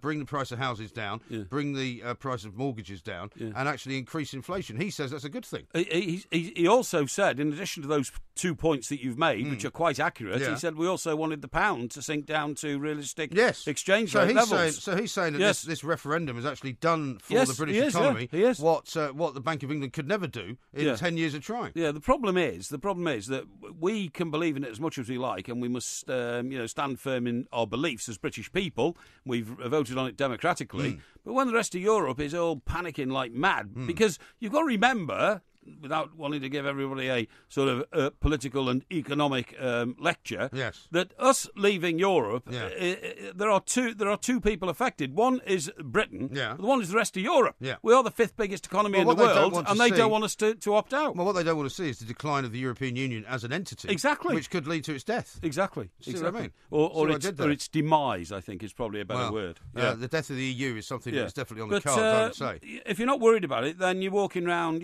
with a cloth wrapped around your head because it's important. Well, I've said to you many times, there's no point in worrying about something you can't do anything about. And so you can't do anything about it, you might as well stop worrying. I can do things about it. What can you do? Well, when I see people and I meet them in social situations. You can rearrange your portfolio, I suppose. Well, no, I see people. I say, remember, this is what we have to do to get through this and all that kind of stuff. And then by word of mouth, my wisdom will spread. Okay. Yeah. Is that how it works? Yeah. Okay. Yeah. All right, jolly good. Well, I'll tell you what, coming up a little bit later on, some of the Ask Porky questions are going to be very interesting. Of course they are. Because there's loads of good ones on Facebook already that I've seen. Now, why are you getting worried about the colour of a hat that a chap on a building site works? Well, I'm not particularly... wears. I'm not particularly worried about that, but I did notice when I was walking in today, knowing that we might be having a look at this particular story, that every workman I saw was wearing a different coloured hat. Right. I saw two guys who had BT sort of uniforms on, who were close to a BT van, wearing black hats, right, then orange high-vis vests. Yeah. Right? I then saw another guy wearing a green hat. Yes. Another guy wearing a red hat. So I wonder if this has already happened. The high-vis vest is the most ridiculous working garment in the history of the world. Is it not the case now that you have to have one if you're driving abroad? You have to have, you know how you used to have a triangle? I think you do. do. You have to have a triangle. Everybody has a triangle. Yeah. And I think in France now you have to have a breathalyzer kit and a high-vis vest. I think you do. And I've no idea why. I don't think you need one in England, though, do you? But the sort of people now who wear high-vis vests, I mean, I just don't understand it. People go about their everyday work and they're wearing a high-vis vest, like in supermarkets. Yes. The guy who collects the trolleys. That's right, yeah. The guy who collects the trolleys is so important. He has a high-vis vest. But anyway, look, I have gone and checked out the new colour coding of the hats for Bob the Builder. Okay. And if you saw a guy with a black hat on, as you said you did, he's a supervisor. Oh, right. So there must be two supervisors then. Why? Well, there was two of them, both wearing black hats. Must be joint supervisors, right. The guy with the orange hat is a signaller. A signaller? Yeah. What's that? Well, what they do is, as I understand it, knowing a little bit about these things, having studied urban estate management. Okay? Yes, of course. He stands at the gates, and when the huge lorries arrive to either deliver goods or to take away the rubble that's been dug out by the diggers. Yes. What are they called? Diggers. JCBs. JCBs and all that kind of stuff. You can call them diggers if you want. Yeah, diggers, yeah. He actually stops the traffic. He guides the big lorries into the site, guides them out again and all that kind of stuff. They're called point men, right? Yes. And then the white-hatted members of the construction industry are competent operative and vehicle marshals. Oh, isn't that the job you've just described? It could be. So that's a different guy for the signal man. Yeah. When I hear the phrase white hat, it always reminds me of Butch Cassidy, the Sundance Kid. Do you remember when they're being tracked across the desert? Oh, yeah? By the posse. Right. And they finally, their end is nigh. Right. And the guy who's the tracker... This is in Bolivia? No, this is in America. Oh, is before they go to Bolivia. Oh, I see. Because they realise they can't get away from this guy. Okay, this is so when they jump off the cliff to get away. Yeah, and they're looking, and every time they see the posse coming at them, the guy's wearing a white hat. Right. And they keep saying, who's that guy in the white hat? Yeah. Because he's now this incredibly good... I know that's completely off the subject. No, but they're going to blow his head off with his white hat, yeah. Do you know when I was when my oldest son was growing up, right. he was fascinated by JCBs, and there was a great programme called JCB, James Cyril Bamford. It was all about James Cyril Bamford, the guy that started it. Well, yes. I mean, I think James Cyril Bamford is the current chairman, but I think his father started I think he was also called that. Yeah, I think he was, But we used to sit and watch this documentary about sort of cranes and diggers, and he was absolutely fascinated by it. And now he's fascinated by cars. I wonder if there's a connection. Well, I don't know. It's all mechanical, isn't it? But I mean, JCB is one of the great British companies, and so I hope it goes on forever. But eventually we'll probably find out it's been bought by an American or company a Chinese company. Chinese company is even more likely. But no, anyway, so we've got to find out what the signallers do, because they wear their own shirts. I don't know what the signal... Could they be the guys who actually wave to the crane driver and indicate, bring your jib over here and all this kind of stuff? Do you think somebody does that? Well, they do, don't they? They have to, yeah. Well, I don't know. I suppose you do it on a phone. You're the urban estate management specialist. All right. Anyway, so... What other colours are there then? Well, I'm about to say to you, so black supervisor, you have a status, okay? Orange, you're a signaller, you have a status. Right. White, you're either a competent operative or a vehicle marshal. Okay. But if you're blue, guess what that is? Blue. I don't know. Everyone else. Everyone else. You have no status. Oh, so if you're going to... It's a bit like the old UN, isn't it? With the blue helmets. That's right, yeah. So they're not allowed to really have any power at all. You have no status at all. But why is it being done, though? Well, it's been done because there's too many people on building sites now. So, literally, what you said earlier, nobody knows who's in charge of what. Right. So if a chap turns up with a load of scaffolding on his lorry, he's got to spend half an hour going and asking 6 or 8 different people. So now he just has to look for the guy in the black hat. He looks for the guy in the black hat, the supervisor. That's right, yeah. It says white will become the most commonly seen helmet, okay? It will be worn by site managers and competent operatives. So does that mean on a building site there are some incompetent operatives? Well, it would suggest that, wouldn't it? Wouldn't it? Yeah. I'm the competent operative, and the guy with no helmet is the incompetent operative, including qualified tradesmen and women such as electricians and plumbers. Supervisors who account for 1 in 7 site staff, so it's no wonder you saw 2. There must have been more than 14 men there. Yeah, right. 14 women. Due to health and safety regulations, will wear black, and signallers will wear orange. Everyone else, including architects, apprentices, planning inspectors and visitors, will wear blue. Right. Okay? Right. Site staff who are first aiders or fire marshals will also have a sticker on their hard hat. Well, this will help. Sticker on my hat. Well, this will help you, won't it, when you're trying to figure out what's going on in your street, when people are sitting there chucking stuff out the window. Absolutely. Do they all wear hard hats, those guys? Yes, they do. They? And all yellow as well. All I mean, yellow. It's amazing. Yeah, it's amazing. It's like the yellow hat army, honestly. So the yellow ones are going to disappear now? No, they will... yeah, that's a good point. You didn't mention yellow. Hang on. You didn't mention yellow. That's the whole point of the story, isn't it? Bob the Builder was wearing a yellow hat, and now there will be no more yellow hats. Hang on. The scheme, which aims to make it easier to identify who's on site, will be rolled out in the next year. But you say you've already seen it. Well, I saw 2 black helmets today. Okay. Highways England, which looks after roadworks on motorways and A roads, will use it from January.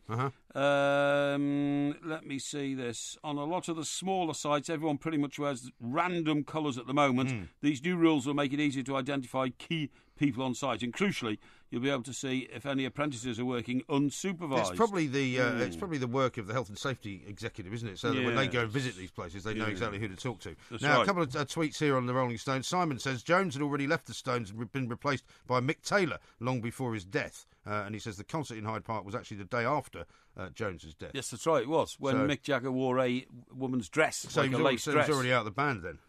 Yeah, of course he was. Yeah, because he was out of his head. He was off his head. Yeah, that's right. Martin says, when will Parry finally admit he's a raging right winger? The way he sneers every time he says liberal is a giveaway. No, I don't. I don't sneer at all. I didn't hear you sneering. I don't sneer at all. You know, I mean, I haven't got any strong political views apart from the fact that I think you should earn a decent day's money for a decent day's work. Unlike us. Well, that's another story. Yes. I also think we do work very hard, though. I also think that people should not be dependent on the state, because I think it's a very cruel way of life to be placed in dependency. It's like being placed in jail. Yeah. Somebody else has got to, order your life around for you, and that's not a good thing. Okay. So it's as simple as that. Okay. Pete says a guy who directs the crane is called a banksman. A banksman? Yeah. Oh, okay. So what sort of hat would he wear? Well, I don't know. There isn't a banksman's hat here. No. So, Maybe he wears a blue one. I should think he'd be classed as a competent operative, wouldn't he? Yes, So I would a hope white so. one. Yeah, very possibly so. I don't know what the signal does. Well, thank you very much for enlightening me on Yeah, all of okay. that. I feel a lot more knowledgeable now. Excellent. I'm so glad. Good. 10 minutes of my life I won't get back. Coming up next, we're going to talk about the death of books, or the decline of books, depending on who you believe. This is Talk Radio. The 21st Century Dream Team of dialogue, debate and discourse. The Two Mics on Talk Radio. We'll get you talking.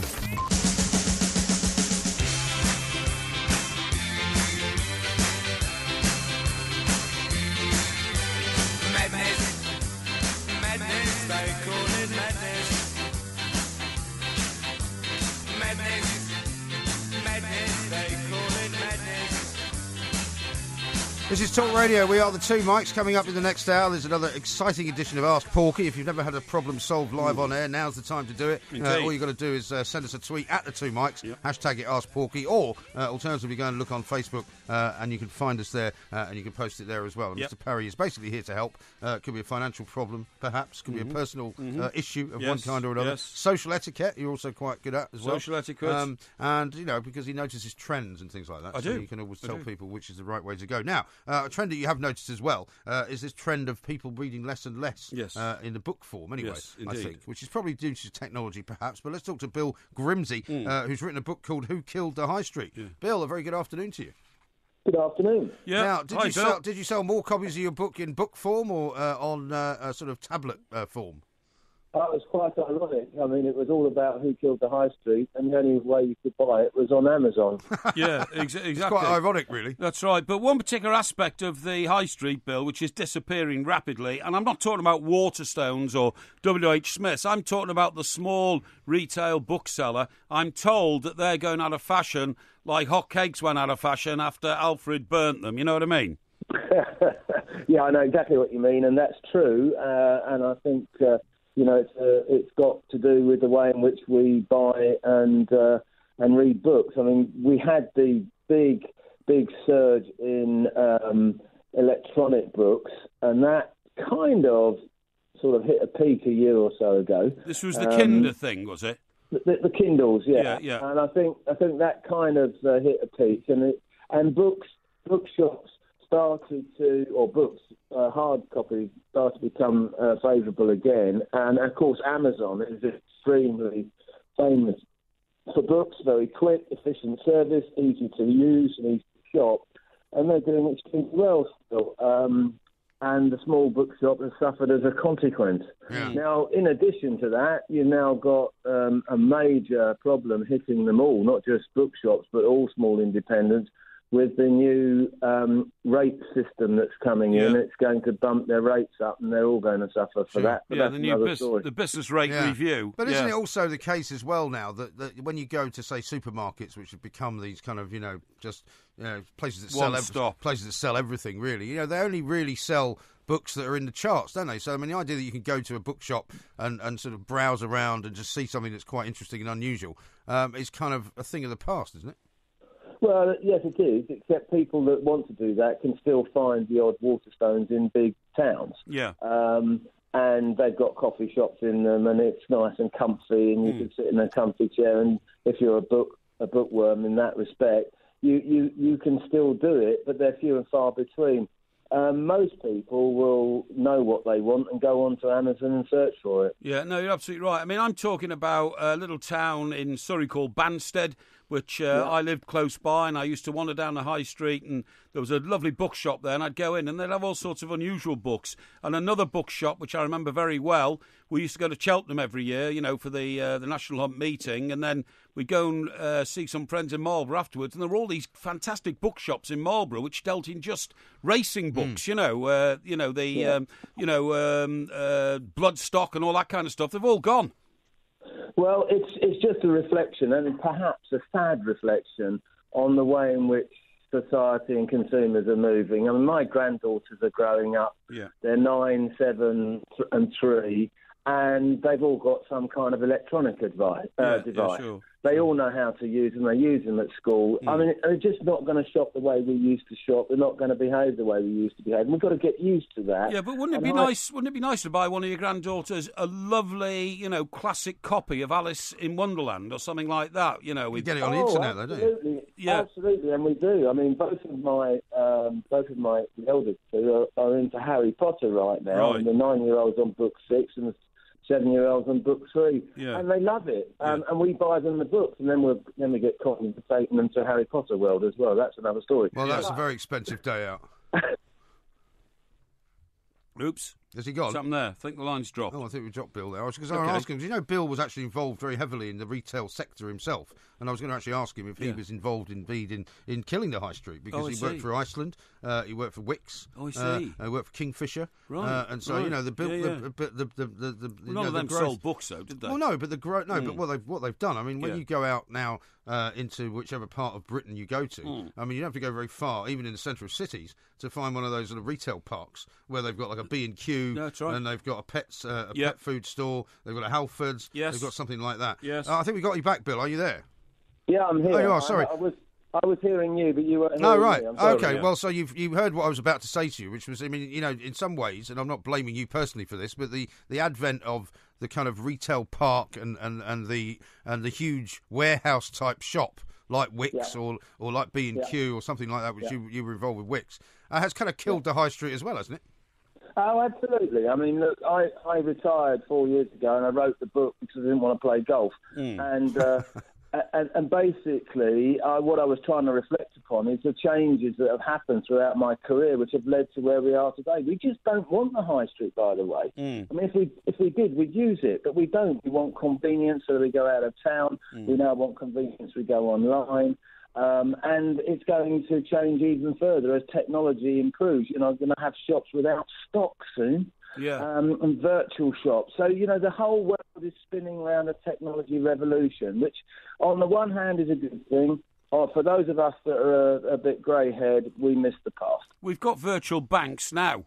You try and get into a bank now and try and see a human being that you want to just have a quick word with. No, come back tomorrow, make an appointment, all that kind of stuff. And a lot of mobile phone shops are the same. You go into a mobile phone shop and say you want to do something, they go, you have to go online. Yeah, that's right. You can't do it here. Yeah. I'm just moving house, guys, and you can't even register for your council tax anymore without going online. Yeah. So, the whole world's moving in a direction which the young people will just embrace. Well, so, we have to get used to that, and bookshops are going to have to evolve into other things if they're going to retain their attraction. It's not just books. But of course, one of the side side issues and side effects, I suppose, of all of this, and we see it an awful lot in London, I'm sure other cities, is the amount of traffic now which has been dredged up by all these vans delivering things from Amazon, from the online business, has completely brought Britain to a standstill. So, I mean, I know they're talking about bringing drones in to start delivering things, but they'll have to come up with a more sort of user-friendly way of delivering this stuff, won't they? Yeah, they will, and they will find a better way of doing it. Otherwise, we'll all be ducking every 5 minutes as a drone flies by. Well, exactly. This will evolve. Shopping in the 21st century is not going to be anything like it was in the last century, and we have to stop sleepwalking into it. Now, our local authorities and our local business people have to get their heads together and start to regenerate the towns as community hubs, which might include a book area, and it might include, the coffee and all that kind of stuff that Waterstones have got, and brings people back into the high street for reasons that they know and like. Yeah, well, you hope that happen, but I'm not that hopeful. The books I collect now, Bill, I go to like junk shops, or what do they call them, like antique shops and all that, and you can collect like old copies of the Roy of the Rovers Annual 1968 and all that kind of stuff, okay? Now, there's loads of access to those. People have just been throwing them out over the years, and that is one source of great books, bric-a-brac antique shops. Well, yeah, I mean, the Roy of the Rovers Annual from 1968 is probably a collector's piece these days. Exactly. and that's good that you can still get your hands on it. Thank God people hold on to them. Well, Bill, I can exclusively offer you a copy of Rooney Tunes, which is Mike Parry's best-selling book, now available on Amazon from just a penny. In fact, I can send you 100 round if you're moving house, because it will help you keep the doors open. That's very nice, isn't it? Yeah. That's very nice of you. Yeah. No thanks. Yeah. No thanks. That's from the authorless man. Yeah. Well, that's because I have critical faculties, and I only publish things which I think I'm rather proud of. You've never published anything. I used to publish things for a living. You plank. Rubbish. I wrote for the Sunday Times, matey. Yeah, well, you weren't publishing it, mate. Somebody else who was foolish enough to pay you to write the words was publishing it. This is Talk Radio. Bill, thank you very much indeed. Bill Grimsey, the author of Who Killed the High Street, available on Amazon, of course, as well as all good bookshops, if you can find one. We got lots more coming up, including some big news from Slovakia. Right now, though, here's Victoria Bourne with some other big news. Talk Radio. Samsung has scrapped its Galaxy Note. We'll get you talking. Across the UK, online and on DAB. The Two Mics on Talk Radio. We'll get you talking.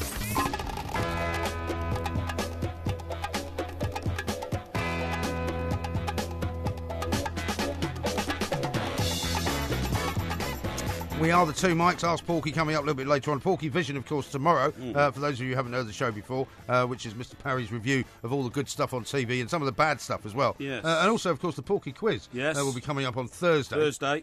So we'll need to pick a subject for that, but we can do that later on. Yes. Did you know, for example, that the Scots have a better quality of life than the English, according to people in Brussels? Well, if people live in the Highlands and the Islands where the air is fresh and the pressure of life is perhaps not as intense as a metropolis, and I can believe that. Yeah, they claim they're more tolerant in Scotland and their schools are superior. But there's also a couple of other problems because apparently they've also got a much earlier life expectancy, so you die a lot sooner if you live in Scotland. Sorry, what do you mean a much earlier life expectancy? Do you mean a death expectancy? Well, a death expectancy. Well, life expectancy is not so good, in other words. I see what you mean. You die younger.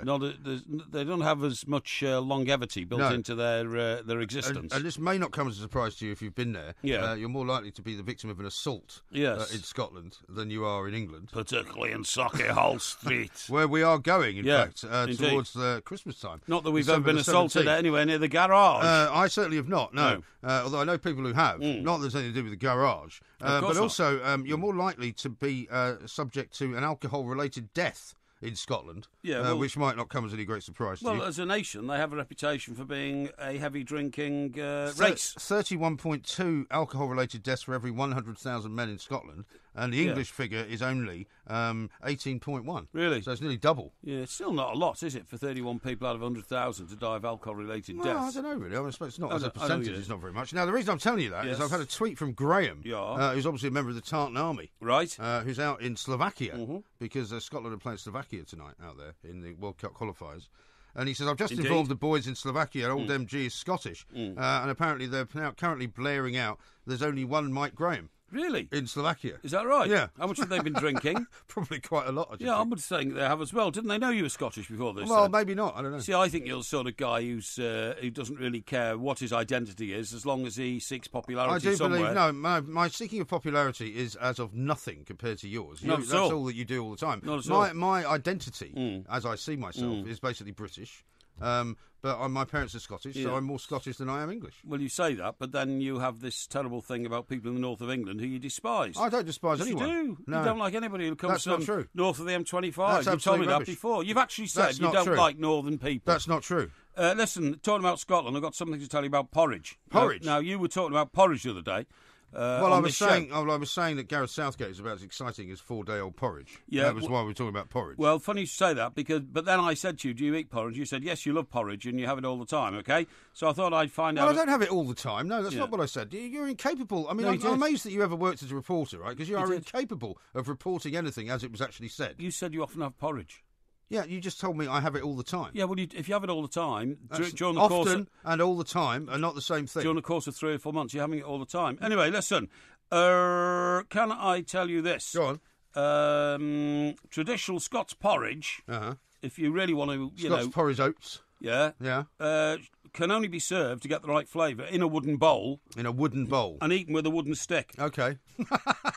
Well, I haven't got a wooden bowl. Well, we'll find one. And I don't... Well, I suppose I could find a wooden stick easily enough. Right, what do you think the wooden stick that serves you that you put your porridge in your mouth with is called? Pardon? What you claim you're Scottish, right? You've just claimed you're Scottish. Yeah. So what's my parents are Scottish, yes. What's the name of the stick you use, the porridge stirrer? I don't use a stick. To put the porridge in your mouth. Well, I don't use a stick. Well, if you did, what would it be called? I've no idea. A spurtle. A spurtle? Yeah. There we are. That sounds a bit like a spoon. And the golden spurtle Yeah. is the trophy for the annual World Porridge Making Championships. Is that right? Which take place in... I don't know, Scotland? Cambridge. Cambridge? Oh, well, our friend from Cambridge could go there and tell them all about how disappointed she is with the porridge and how it's not very good. The Scots have a word called porriginous. Porriginous, yeah. do they? Okay. Yeah, go what on. does that mean? Well... Like porridge? No. Of a consistency like porridge? No, it means you're suffering from ringworm. What's that got to do with porridge? Nothing. But right. I thought I would catch well, do you you out know on that in the days... Well, you can catch me out on any number of things. In the days when the Highlanders used to go to battle against the dreaded English, they used to actually make the porridge so hard that they could carry it around like it was just like a sort of biscuit. Oh, really? Because they wanted to take it with them because it was nourishing. And they didn't want to just eat it, before the battle. Yeah. They sometimes wanted to eat it during the battle. So old Braveheart might have had a sort of a block of porridge under his kilt, you'd have like a block of porridge in your sporran. Yeah. That's what you would do with it. He received comfort like cold porridge is the only reference to porridge in Shakespeare. Is this some kind of porridge annual? No, that's in The Tempest. Okay. Is it? Yeah. And the use of the word porridge as UK slang for a prison sentence can be position dated back to 1950, right, when they first started serving porridge in prison. Yeah, I presumed it would have come from something like that. Exactly, yeah. And so this is porridge facts you've got. Really. Yeah, because you were going on about porridge the other day. I made one reference to porridge the other day. Okay. I made one reference to it. And now, we were talking about the Beatles, about the Rolling Stones earlier. Yes. And about, the girlfriends in their life and all that. Anita Pallenberg.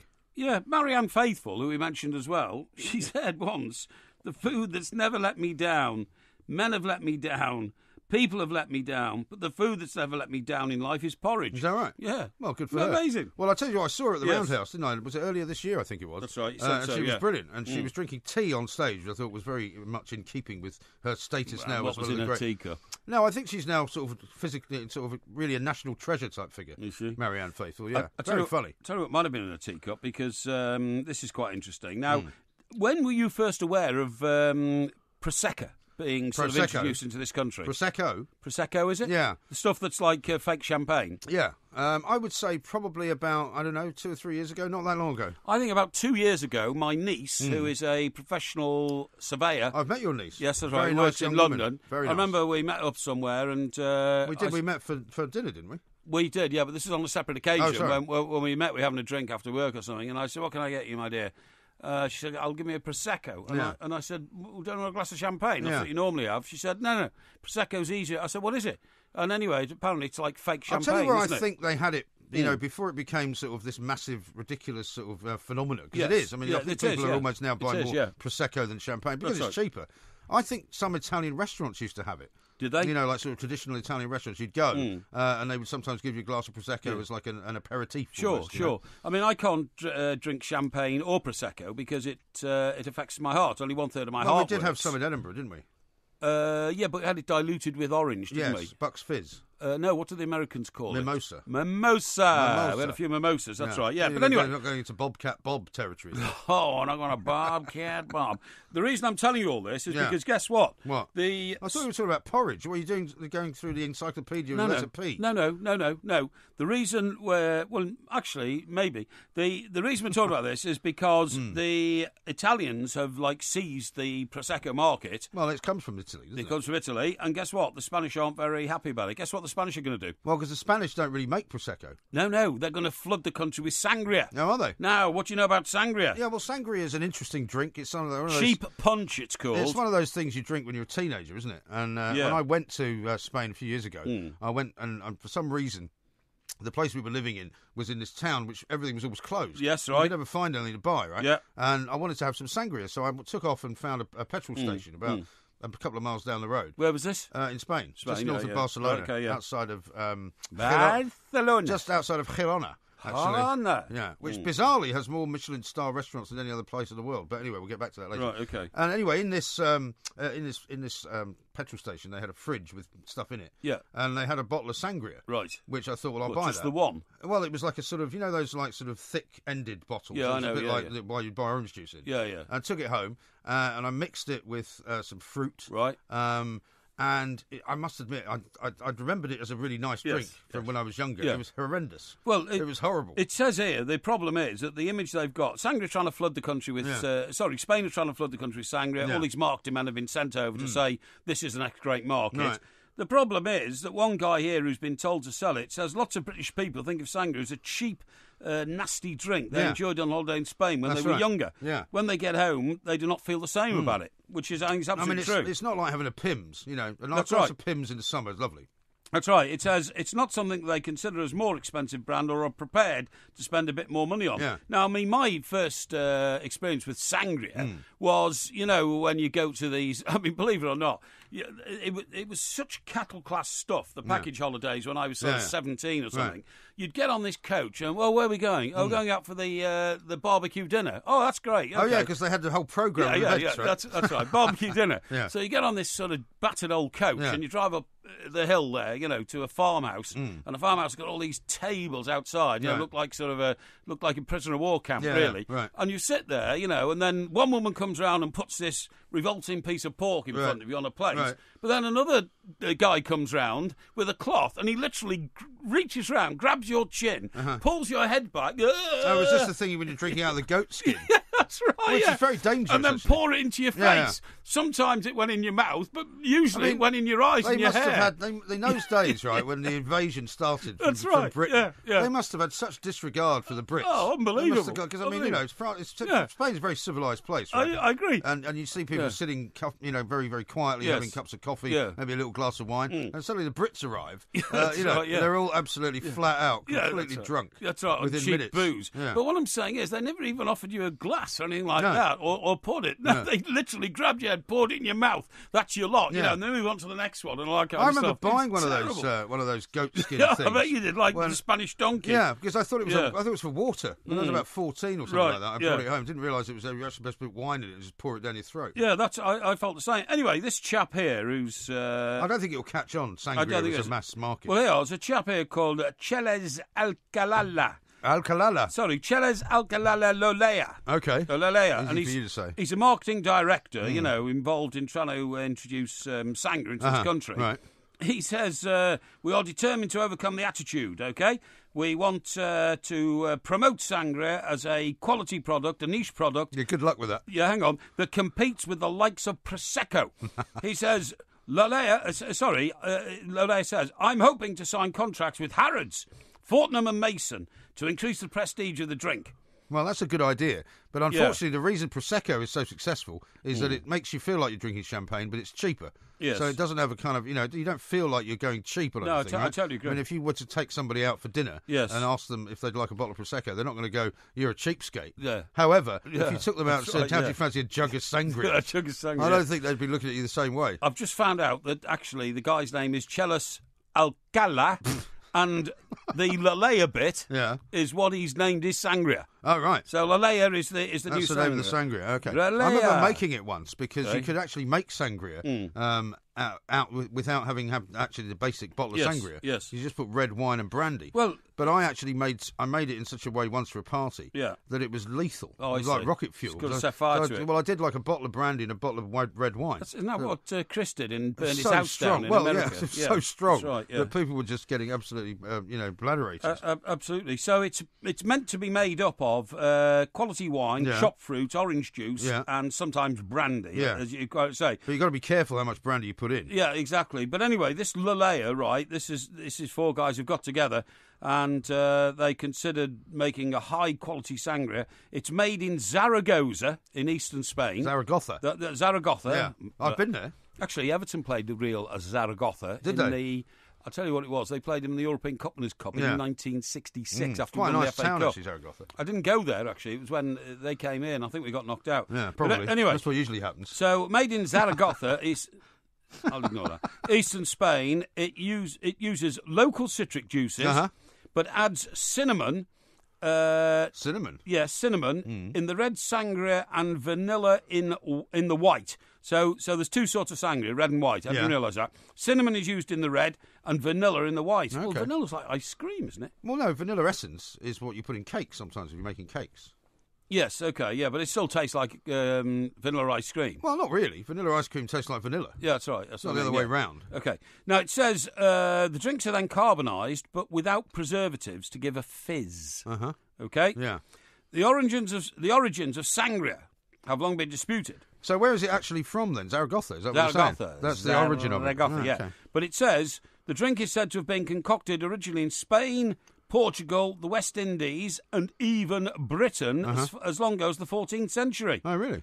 Well, it is a sort of fortified wine. You wine. won't get me drinking it anyway. Well, it's a sort of fortified wine. It's not. It's Well, like it is. it's like a cheap, very weak stuff, isn't it? Yeah, but fortified wine is effectively wine with brandy in it. Yeah, I suppose So it's a bit like that. Yeah. So, well, maybe we'll take you out for some sangria somewhere. Yes, sangria. Once the weather gets a little bit Maybe warmer. we go to Zaragoza Very possibly for so. the sangria. Now, coming up in the next hour, we're going to have some Ask Porky questions. We're also going to speak to somebody from Bug's Life about butterflies, because you're a bit worried about them, aren't you? Well, it's not me that's worried about them. It's the naturalist who is saying there's a dearth of them. A dearth of butterflies. This is Talk Radio. Across the UK, online and on Talk Radio. The 21st Century Dream Team of dialogue, debate and discourse. The Two Mics on Talk Radio. We'll get you talking.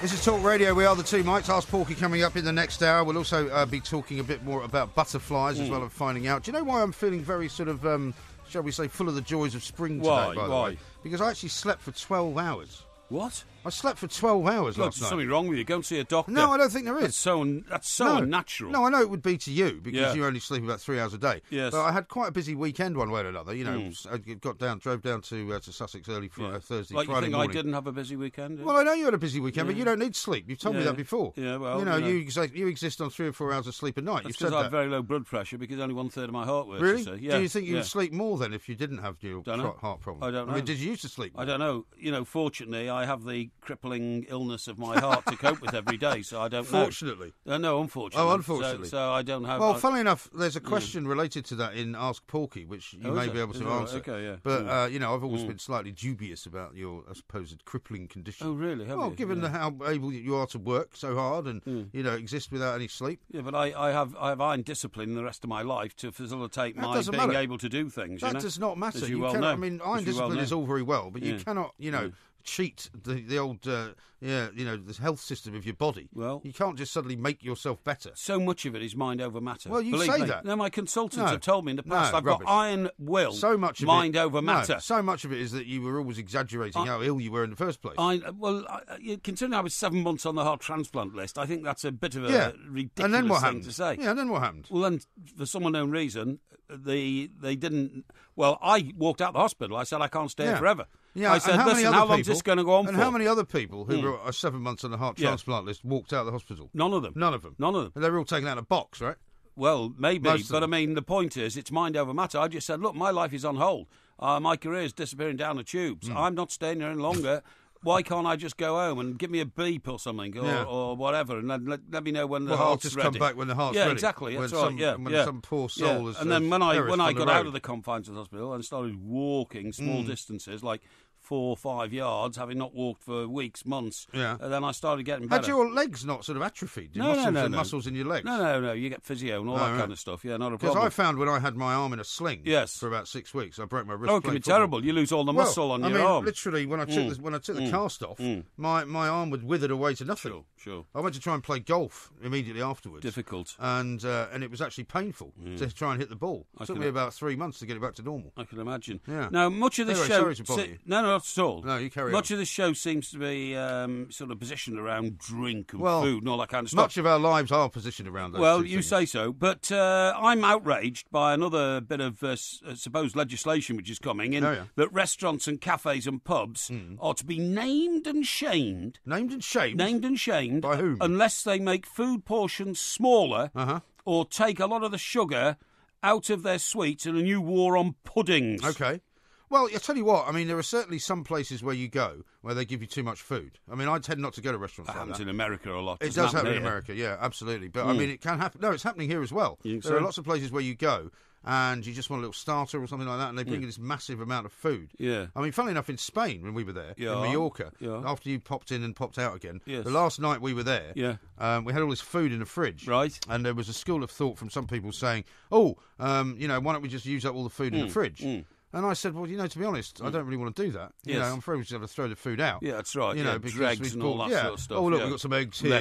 Leftovers, sort of, broccoli over there. Don't want to do that. So we went out into the town and we ordered, and there was, 6 of us, I suppose, and we ordered a load of food. Yeah. And they brought the starters. The starters were massive. I ordered some anchovies, right? I thought I'd get a little plate of anchovies. Like little fish, are they? Little fish, yeah. And they brought a bowl which must have had about 30 anchovies in it. Right. And I just thought... It's not very big, though, are they? Well, they're not very big, but still, it's too much. Wanted about 10. Yeah, okay. Anyway, that's my thought. All right, well, that's great. Well, it says here, Jeremy Hunt, the Health Secretary. Is he still the Health Secretary in the reshuffle? I think he is, I think he is, yeah. I suppose he's happy to be talking about something other than the junior doctor's strike. Yeah, I suppose he is, you're right, yeah. Told food companies they've got to be part of reforms to reduce obesity because eating out is no longer a treat. It's something people do as a matter of course. Yeah. Well, I'm not sure about that. Well, when was the last time you ate out? Well, I eat out every weekend. Do you? Yes. What, you mean in a restaurant? Well, at least once a weekend. I don't mean in a pub. I don't mean Wetherspoons. I mean in a restaurant. How do you define... How do you differentiate a pub from a restaurant? Well, a pub is a pub and a restaurant is a restaurant. No, I don't agree. Simple. The place I use down on the coast is... it's a beautiful big building. It's got 4 or 5 different rooms. Yeah. Some of them are designated... But if it's a pub, it's a pub. No, some of them are designated restaurant areas. Right. Some of them are, I'll tell you what, if you're in yourself a sandwich if you're in a restaurant and it has some of them are...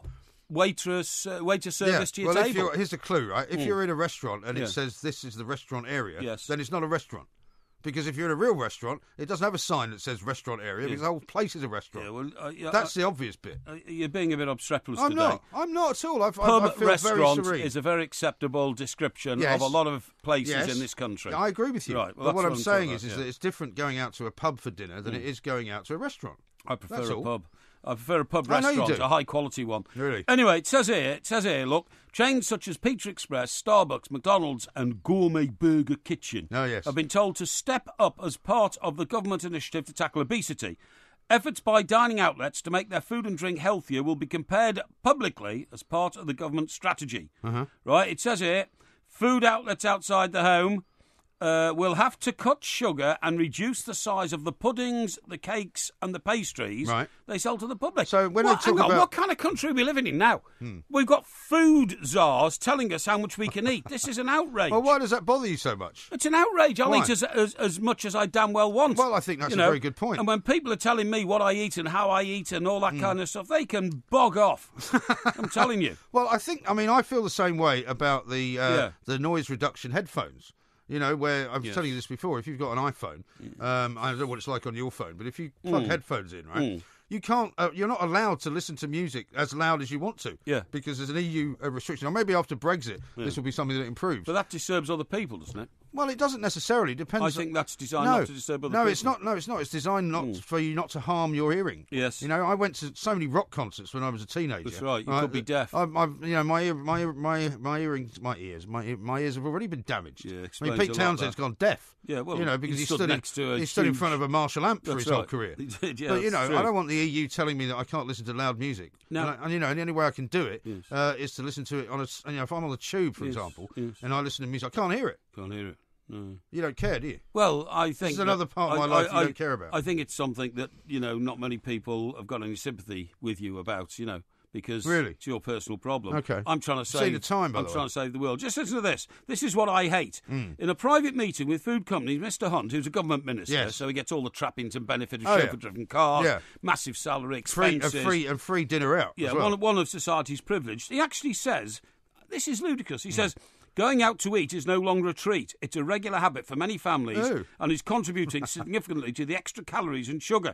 We expect the whole of the out-of-home sector, coffee shops, pubs and family restaurants, quick-service restaurants, takeaway cafes, to deliver on sugar reduction. That is rubbish. Yeah.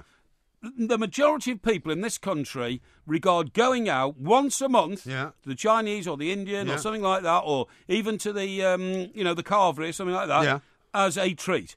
People, I mean, to suggest that our society is now so wealthy. I take my kids out for a treat. If we go out for dinner, that's a treat. Exactly. And I would not consider myself to be someone who can't afford to do that. I totally agree. It's a treat. We don't do it all the time. I totally agree. Absolute rubbish. I mean, that shows Jeremy Hunt has proved himself to be not the world's greatest minister. A government minister completely out of touch with the population he's supposed to serve. We don't like to mention him too much, though. You serve us. We pay your wages. Yeah, all right. Calm down. Tell me how much I'm going to eat. Calm down. Tell me how much. See, look at the time. Tell me how much spotted dick I can consume. Steady. Okay. Take it easy. Now, coming up in the next hour, ask Porky. You don't ask him about that, but you can ask him about a great many other things. We've got some news coming up shortly. Talk Radio. Dial up, some dial. Across the UK, online and on DAB. It's a new frontier in broadcasting. The Two Mics on Talk Radio. We'll get you talking. Good afternoon, I'm Mike Graham, he's Mike Parry, you're listening to the Two Mics. I've got a tweet here from somebody saying, what's happened to John Holmes? I've told you before, he's gone to Rwanda to look for some gorillas. I'm not quite sure whether he's going to be back or what he's going to be like Sounds when he gets back. very exciting, that does sound it? very exciting. Gorillas in the mist, he's off doing that. Yeah. We're going to have Ask Porky coming up in this hour, so if you've never had a problem solved live on air, now's the time to do it. You can tweet us at the Two Mics or at Mike Parry 8 or at IROMG. You can text us, of course, here at Talk Radio. Text the word Talk plus your message to 87222. And if you want to file in a phone call as well and do it live on air, you can do that 0844 499 1000. We'll be talking butterflies in this hour as well. You're listening to the Two Mics with me, Mike Graham, and Mike Parry on Talk Radio. Across the UK, online and on DAB. The Two Mics on Talk Radio. We'll get you talking. Now, funnily enough, talking about food, right? Last week we were talking about various things that I make because we're going to do a new exotic things. Yeah, we've got a new website coming out very soon. We certainly have about what, a month's time, perhaps, something like that. Maybe sooner than that. Currently being strategically engineered for us in a country in Europe, which shall currently remain nameless. But in Germany. Yeah, well, I did. What's that matter? Well, because you have to tell everybody everything. No. You're always giving stuff away. I'm delighted that it's got a continental flavour to it. You're always giving stuff away. Is it going to be in German and English then? No, of course not, you idiot. Why not? Well, it's an American company manufacturing our new website in Germany. Okay. So it will be in English. Right. Yes. Well, I'm looking forward to it coming out. Yes. We had some pictures done for it the other day. But we were talking about some of the dishes that I make, right? And a guy on Twitter picked me up on this. Oh, yes. Because I was talking about how I cook paella quite a lot, you know. And you eat what? Paella. Sorry, you mean paella? No, I mean paella. Paella. It's Spanish. Since when did you have a damaged cleft? I don't have a damaged cleft, thank you. Damaged Do you mean a palate? Palate, yeah, cleft palate, sorry. I don't have a cleft palate. I say paella in the same way that you say Barcelona. Or you say Zaragoza. Right? You don't say Zaragoza, do you? Or you did, but I mean, that's because you have no feel for language. I don't think so. Anyway, paella, as I call it, Yep. and I make it with chorizo, right? And this guy was giving me a load of grief on Twitter saying, oh, you've made the same mistake as Jamie Oliver. You don't make it with chorizo. And actually, that's completely incorrect. Because, yes, it's true to say that the original paella, which was made in Valencia, if you don't mind if I pronounce it like that, do you? No, go on. Didn't have chorizo in it. Right. But, in fact, I've got a paella cookbook, right, which has an entire, panoply. Sorry, you've got a whole cookbook dedicated to cooking paella? Yes, yeah. Because you can make all kinds of different kinds. And basically, I mean, why would anybody waste their time reading that? I bought it as a present. People buy presents for me because people love me, members of my family. Yeah. I realise that you always. Sure, they love you. If you buy your books on paella, they might be able to tell. Might be trying to tell you something. Well, no, they know that I enjoy cooking, so I like to have it. I mean, one of the things I got from it was, in fact, a North African recipe, which you make instead of using rice, you use barley, and it's really good. What to make? What to make a paella, which is a different sort of flavour. What's it called? Paella. I've been saying it for the last 10 minutes. No, you don't put barley in paella. Well, but there is a recipe from North Africa which you make it with barley. Right, that's my point. Okay, so I'm losing the will to live here. It's got Ras El Hanout in it as well. Right. You know what that is? What? Ras El Hanout. It's a spice. Yeah. Why are you looking at me like I'm talking gibberish? Because it sounds like a sort of the Spanish equivalent of tomato ketchup or something. Well, no, what it is the North African equivalent of just Tomato a kind of ketchup. allspice. Yeah, No, it's allspice. It's a sort of a... It actually means chef's choice. Oh, right, okay. Is what it means. Ooh, but good. anyway, Thank God for the that. point is you're always accusing me of being a food snob. The point is there are so many food snobs out there, and I'm not one of them, right? Even though you think I am. Yes. And because the idea that Jamie Oliver makes a paella and he puts chorizo in it is good enough for me. You know, this guy's a very well-known I chef. don't think nobody cares about this, you know. What do you mean nobody? Why are you saying everything I'm talking to you about today? You say nobody cares. Well, I just don't know why you think that an issue of national interest is whether or not you put *CRADIO* is it? What, chorizo. Spanish sausage. Chorizo into a pie. All right. Paella. Well, here's some other culinary crimes, okay, of which you may find yourself guilty. Putting pineapple on pizza. Right? Yeah. You do that all the time, don't you? I do. And I don't see that as a culinary crime at all. When you went out on your date with that woman, right, who shall also remain nameless. Yes. Did you not take her to Pizza Express? Oh, that was another woman. That was a business meeting. I'm not talking about another... I don't care which movie we're talking about. Yeah, we went to Pizza Express. We went to Pizza Express. And you had... They don't do pineapple. Yeah, but did you not order it specially? Yeah, I did actually. Yes, they did. They put special some on for me. That's right. Yeah. Order. Did they have to go out and buy a tin? No, you idiot. It was pineapple, ham, and mushroom. Pineapple, ham, and mushroom on thin base, and it was great. That's horrendous. Absolutely anyway, great. According to these people, it is a culinary crime. Also, adding chicken to pasta, which the Italians never do. Right? They never put pasta. I don't eat chicken. a lot of pasta, but if I do, I eat it as spag bol, so I wouldn't know about chicken and pasta. Do you put chicken in pasta? I don't think I've ever made a chicken pasta dish, but you go to a restaurant in Britain, yes, which is a pasta restaurant, and they will give you something with chicken in it. Will they? And which is something. I mean, because quite often, I'm going to Italy in October, right? This is October, isn't it? A couple of weeks. Yes, okay. And the things that you can eat in Italy are so much lighter and so much more kind of enjoyable, if you like. Why don't you move to Italy then? Well, I'd love to move to Italy. I don't speak Italian. Actually, there's quite a few million people listening now who would... what's that thing called when you all get money together to make something happen? Crowdfunding. Yeah, we'll have a crowdfunding collection for you. You don't need to. You've got enough money for yourself. No, I'm talking about you. You could just do it. We can buy a little shack somewhere in Umbria or something like that. You can go and retire. How about this? In Italy, a pepperoni pizza comes with peppers, not with sliced sausage. Oh, yeah? Okay. Well, isn't pepperoni a sliced sausage? Yes. Well, then you can't have a pepperoni pizza without pepperoni, Well, in can Italy you can. But, I mean, of course, Italy wasn't the place where pizza came from anyway. Pizza was originally sort of born in New York, wasn't it? And it says here in Spain, the indiscriminate use of chorizo has long upset Spaniards. Really? Chorizo soup, chicken and chorizo My heart goes pie. out to the Spanish nation for having that problem. How about this? Have you ever put curry sauce on your chips? Don't you think the Spanish nation are more worried about the collapse of the Spanish economy than whether they maybe they ought to be. Whether they put chorizo in the blinking paella? Maybe they ought to be. Have you ever put curry sauce on chips? It's big in Glasgow, that. Curry chips and sauce. Well, do you know what? The strangest thing is, it's funny you should say this. I went to a place called the King of School Chester, as you know from experience. You have mentioned that, yeah. When we were about 8 or 9, I remember, because you're queued up for your nosh at lunchtime in the refectory, because that's what it was called in our school, because it was a posh school, you know. And I remember queuing up, and you got this pie, right? Yeah. And then you got these chips, because nobody cared about stodgy food in those days. And then there was a woman with... Well, don't worry. I mean, even now in school dinners, right, where they're always talking about, we must eat healthily. Yeah. I mean, you should see what they get in my kids' school dinners. I mean, it is Pie not and healthy. chips. Well, they have pizzas, they have chips, Right. with everything, burgers, sausages. Well, it's convenient, isn't it? Yeah. So you got the pie and then you got the chips, and there was a woman with a big ladle. Yeah. And I'd never seen this before. Right. Remember, I'm talking about Britain sort of 40 years ago, 45 years ago, and the influence of the subcontinent of India was minimal on society in those days. Yeah. So, and this woman then ladled all this stuff on my food. Right. With gravy of some kind. Well, I didn't know what it was, you see, and I said, sorry. Well, I didn't say sorry, what's that, because I was about 8 years of age. You didn't question the cook, did you? You just put it on. Kept going. So then we got back to our table, and I said to my mate, I said, what's this then? He said, it's curry sauce. Curry sauce. I said, curry sauce? I Wow. said, what's that? Yeah. But it smelt different, And he said, that's it's just like sort of exotic food and all that. So why are we eating it? I said, I don't remember my mum and dad telling me I could eat this sort of stuff. Right. You know what I mean? Right. Or, You thought it might do you some damage. That's how rare it was. Well, my mother, who, God bless her, was never much of a cook. Right. Being Scottish, they used to pretty much eat mince with everything. Yes, okay. Mince you'd make spaghetti bolognese, you'd shepherd's pie. Sure. Sometimes you'd have mince and potatoes. But she used to make a mince curry, which would only literally have a load of curry powder on it. So you'd fry up the mince and put curry powder on it, and that was your curry. Did you buy the curry powder separately in a little cardboard carton? Yeah, it was like a little spice and just spread it on and mix it all up? Yeah. Well, I can't see anything wrong with that. Actually, it tasted quite good. That's what I was going to say. You know. I mean, wouldn't that be a bit like the equivalent of making that stuff that you get with kidney beans? What, chili? Yes. Yeah, not dissimilar to that. What's that cream that you eat with chili, by the way? What is it? Well, you can have sour cream.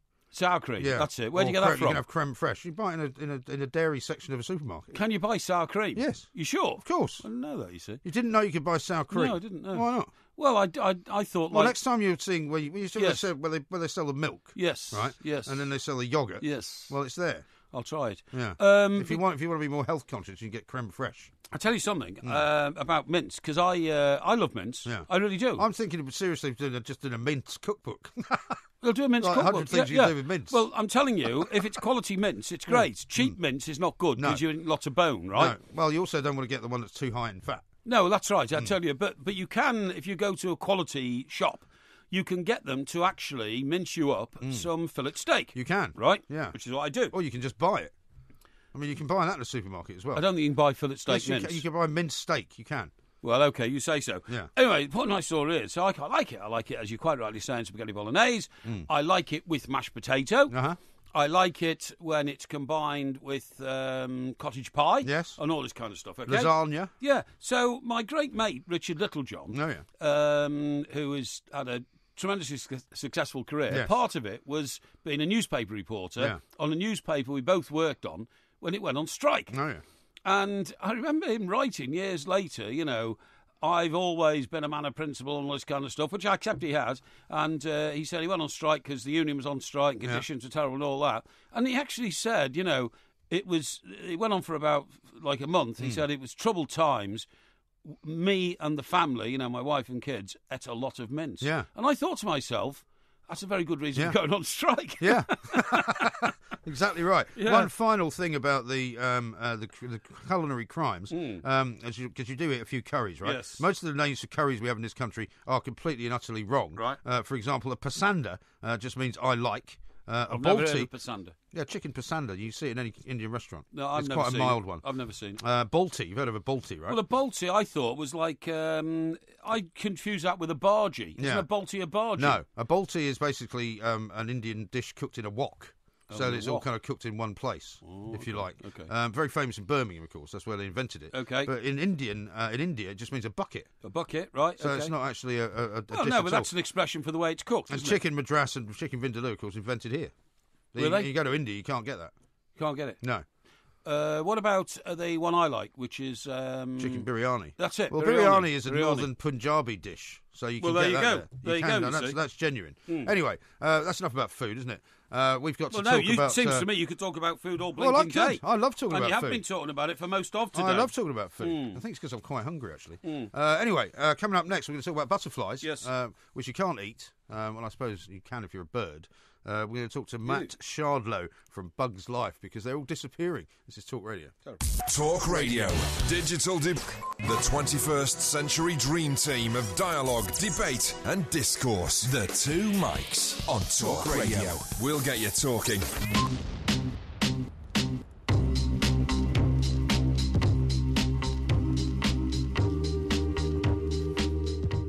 This is Talk Radio. We are the two mics. Ask Porky coming up very, very shortly. We've got lots of great questions, so unless you've sent one in already, you're not going to get much chance of having it solved or read out. But if it's really good, you might just make it under the wire. You can tweet it at the two mics. Look for us on Facebook and post it there, or just send it to at Mike Parry 8 or at IRMG. Now, we were talking earlier about butterflies because apparently a lot of butterflies have been disappearing over the course of the summer. Apart from red admirals, of course. We're now going to talk to a man who knows an awful lot about the hidden life of butterflies. Matt Shardlow from Bugs Life. Matt, very good afternoon to you. Good afternoon. Thank you very Matt. much Thanks indeed for joining us. Is this sort of suggestion correct that butterflies are disappearing at a rate of knots? It is. I mean, the thing about insect populations and butterflies and bees and other things is that they do fluctuate on a year-to-year basis. Right. So some years you have good years and bad years, and that's often due to weather. but they also have a long-term trend. And the long-term trend across most of our butterfly species is decline. About 70% of our butterfly species are in long-term decline, but this is a particularly awful year, and we have had a few bad years recently. So there's long-term trends and there's short-term patterns, and they have different causes. Yeah, but what is the cause then, A, of the long-term trend at the moment, please, Matt, and particularly the acceleration in that trend this year? So the two big things that we've got long-term concerns with butterflies, but also actually with bees and other things, are pesticides and climate change. Right. So pesticides, particularly the neonicotinoids, which are now very common in our countryside, is that the declines are matching the increase in use of neonicotinoids. And for bees, we know that the bees are getting hammered by the neonicotinoids. Sorry, what are those, Matt? Can you too. just, in common terms, describe what that neonicotinoids are, please? A neonicotinoid is a sort of pesticide that's one of the commonest insecticides that are used by farmers now. Right. They use them, they're coated on the seeds, they plant the seed in the ground, the plant then grows up, and then the plant has neonicotinoids in the flowers, in the pollen and in the nectar. Right. And also the neonicotinoids in the soil, the insecticides get into the hedgerows and into the hedgerow plants. So it means that all around the place you're getting this contaminated pollen and nectar that the bees and the butterflies are coming and feeding on, and that's poisoning them. Do they die? And that's one of the big concerns. So a bee. I've got bees floating around in my roof garden, right? I've got Floating around? Yeah. I've got a penthouse, and flying? hopefully, I bought these plants at a garden centre, which my gardening lady puts into my roof garden. Will they be full of these poisons? It depends. So sometimes when you buy pot plants, actually from shops, they will be pre-treated with these neonicotinoid insecticides. So sometimes you can buy plants for pollinators, and they already have the nicotinoids in them. Your bees in your garden will also be foraging around in the countryside and bringing back pollen as neonicotinoids in them, as will your butterflies. And it doesn't kill them directly. They're not strong enough to kill them directly. What it does is it reduces their ability to forage, to breed successfully. And so it's that long-term impact of these pesticides, reducing their fitness, basically, and stopping them breeding successfully. But I mean, sorry, I was going to ask, is it not the case, as in often in the sort of the animal world, that these creatures can adapt to the introduction of something new? I mean, can they not somehow find a way of, do you know what I mean, sort of breeding even with this stuff coming towards them? It's possible. So it's possible. I mean, in the short term, the last 10, 15 years, we're seeing declines in bees associated with neonicotinoids. The declines in butterflies also match that same pattern. And yes, maybe they will adapt to them in due course. Maybe they won't. We really don't know. It's very complex whether insects develop resistance or not to these sorts of chemicals. But it's not just pesticides. Climate change is also pushing around the distribution.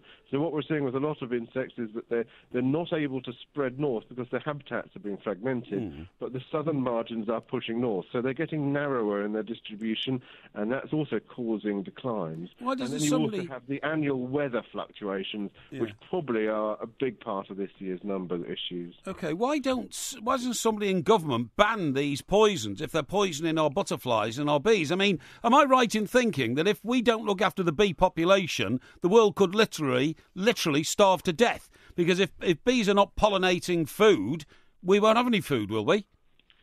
Yeah, but about 1 in every 3 mouthfuls of food you eat is there because of bees and pollinators. So that's butterflies, that's moths, that's the wild solitary bees, and the bumblebees as well as the honeybee. 1 in 3 mouthfuls of food only there because you eat them. It's absolutely critical we stop the massive declines we're seeing in our pollinator populations.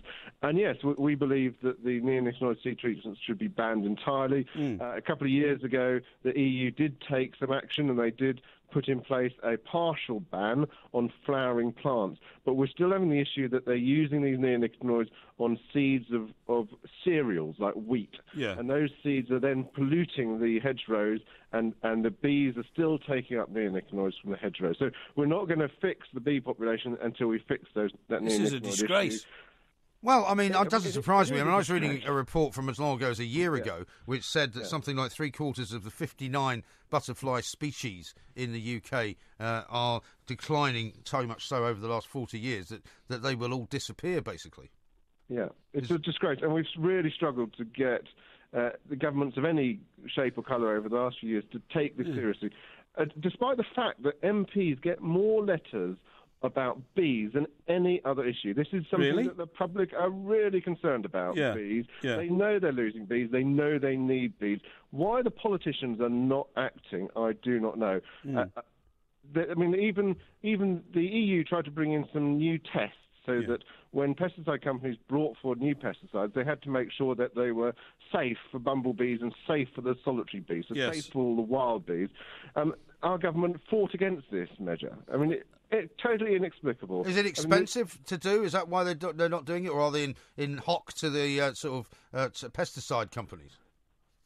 Well, there's certainly money to be made in selling these pesticides, and Syngenta, Bayer, no doubt they contribute to the British economy, but so do the bees. Our pollinators contribute £691 million to the British economy every year, and we should look after them more. To be fair to government, they have a pollinator strategy that's doing some good work, and this is about the Butterfly Conservation's big butterfly count, and their monitoring of the butterflies. It's really important that we don't just look at the butterflies, but we look at all of the pollinators. So we look at the wild bees, we look at the flies, and we look at the beetles. And thankfully, government has recently committed that they're going to fund 3 years of a new monitoring program so that we can start to understand that. What we don't want to do is get into a situation where it takes us 10 years to work out that 10 years ago we destroyed our population. And Matt, what would the farmers say is the advantage to having these horrible pesticides sprayed all over their seeds and their crops? Well, I mean, they will say that it helps the crops like oilseed rape and wheat to establish. There's also controversy around that. This was highlighted by the government chief scientist a couple of years ago. Yeah. There's been a number of studies now showing that actually these seed treatments do not improve yield. Right. Last year, the UK government rebelled against the EU ban on neonicotinoids and allowed some of these pesticides to be put on some seeds. They let the farmers plant half a field with the neonicotinoids treated seeds, half a field without. Yeah. And they found that by the time these plants were just poking up, they had 4 or 5 leaves. By the time those plants got that big, there was no difference. Yeah. So there was no difference in how well the plants grew, whether they were treated or not treated. It's a scandal. It's controversial, whichever way you look at it. I think neonicotinoids is a big scandal. The evidence that farmers are helped by neonicotinoids is really thin on the ground. In fact, in some cases, they may be poisoning the predatory beetles that are keeping down the slug population. And that might actually result in yield losses. There are some years... It's a damn scandal. Where the neonicotinoids cause more loss of crops than they actually save. And I think this whole pesticide regulation side of things is a big scandal. Back to the butterfly numbers, weather is also important. And this last winter was quite warm. Right. It wasn't a very cold winter. And you might think that might help the bugs. It doesn't always help the bugs. And the reason it doesn't help the bugs is because warm, wet winters are good for mould and fungus, and that can reduce the survival rate of our species that need to hibernate. Right. So as the winters get warmer with climate change, we're going to see the species which require hibernation, like the bumblebees and the butterflies, finding it harder to survive in our climate. Damn scandal. Matt, thank you very much indeed. Thank you, Matt. Thank you very much indeed. You've opened my eyes. Well, I mean, you're contributing to the death of these butterflies by buying these plants that have got the neonicotinoids. I'll make sure in future that I don't buy any with the neonicotinoids. Well, go down to your local garden centre and tell them that, demand to have plants which don't have the pesticides on them. I'm going to. And see if you can save a couple of butterflies. Because remember, it's over for this season now. I'm already looking forward to next year's crop. Are you? Yeah. Oh, great. And who's your gardening lady, by the way? Well, she's my housekeeper. Okay. Yeah. I wondered if you had 2 of them now. No. She does all herself. I mean, for something that's square, as the size of a sort of postage stamp, I'm surprised you need anybody. She painted the fence last week. You told me. Yeah. Very good. Marvellous. Wonderful. Right now, time for some news. Some proper news, I mind, with Victoria Bourne. Talk Radio. Samsung has scrapped its flag across the UK, online and on DAB. The 2 mics on Talk Radio. We'll get you talking.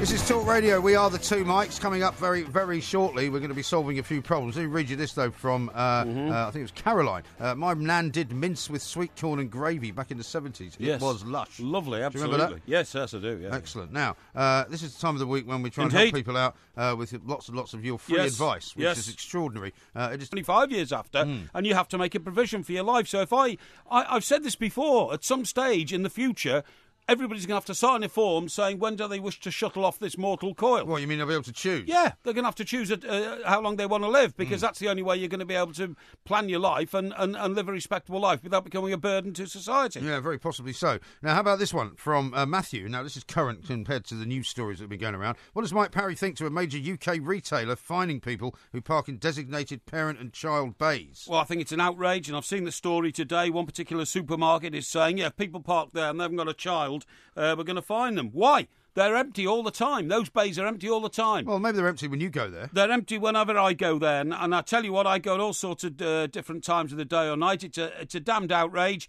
Why on earth you should say, oh, you've got to help the young mums out with their children? Yes, that I understand, but you don't help anybody out by keeping vacant bays where the people can't use. It's ludicrous. OK, well, you're going to be facing fines if you park there again. Venero says this, Porky, why do planes and ships disappear in the Bermuda Triangle? Which hasn't happened for a while, but it's a bit of a difficult one to answer briefly. I did a study on this many, many years ago. There is a magnetic pulse problem in that particular part of the world. And in fact, I did a great story there once. It wasn't a great story, it was a tragic story about a ship that went down. It was a training ship, there were young people on it, and it just simply sank in the Bermuda Triangle. It was forced to the bottom of the ocean by the sudden swirl of a wind that got up to 75 miles an hour and caught the sails and tipped the ship forward. It happens in that part of the world because of shipping and anti-magnetic factors. There's no myth about it. It has happened. Now they found out what it is. The reason why there haven't been any for a number of years is because planes and ships steer clear of that part of the world. OK, Steve says this. What currency should I change all my sterling into before it disappears completely? Well, the strongest currency in the world always is the US dollar. But well, it won't be after November, though, will it, if Trump gets in? Well, I can't answer that question because I don't have a crystal ball. However, of course, there are other currencies in the world which remain strong and steady for many, many decades, one of them being the Japanese yen. But actually, Japanese yen's been down in the dumps for years, hasn't it? Yeah, but it has been, but it's been consistently at a level down in the dumps. Yeah, exactly, that's what I mean. It doesn't really sink, doesn't really rise. All I can say to you is forget currencies if you really want to keep your money safe, your investment safe, and buy gold. Krugerrands. OK. Rich says this on Facebook. Porky, is it OK to stab a friend in the back to gain a promotion at work?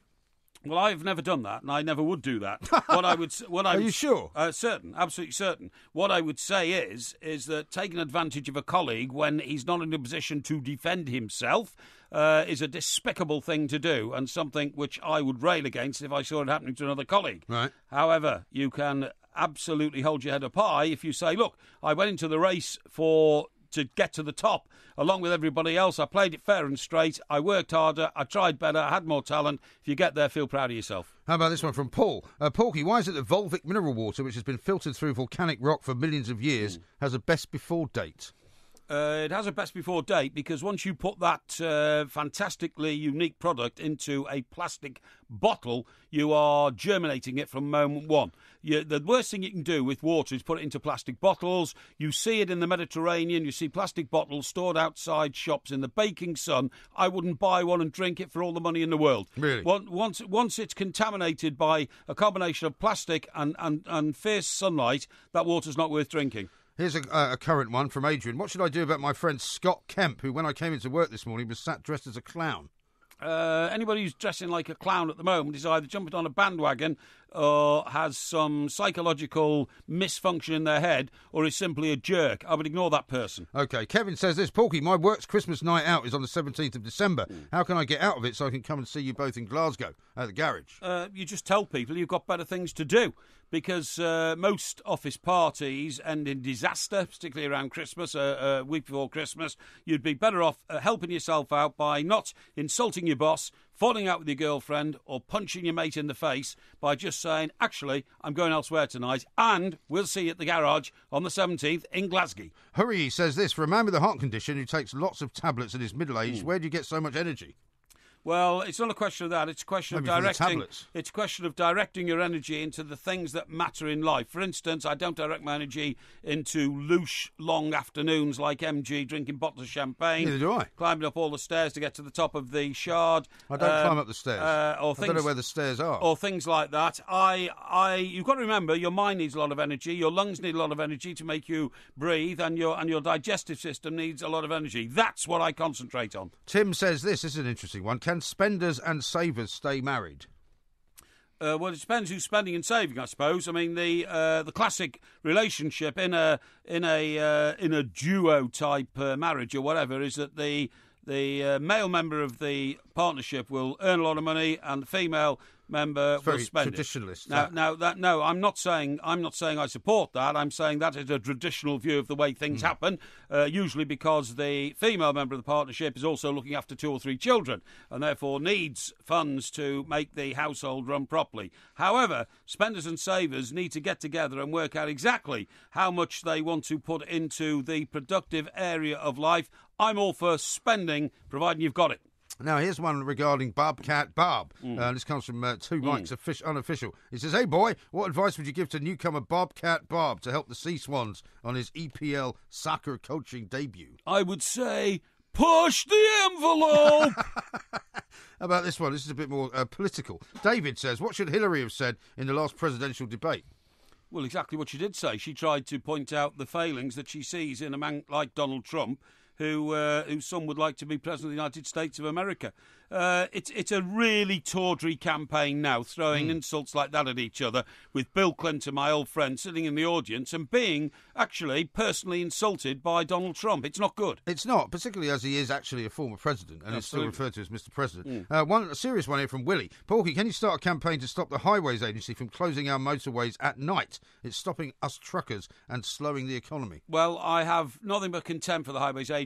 You know, they didn't exist 10 years ago or 15 years ago, and then what happened was Gordon Brown became Chancellor, and the word went out across all government departments and to all local authorities, hire as many people as you want. And to pay for them, just raise your local council tax and employ as many as you want, takes them off the dole queue, and it gives us a client state. And one of the agencies that was invented was the Highways Agency, and nobody to this day knows what on earth they do. Yeah.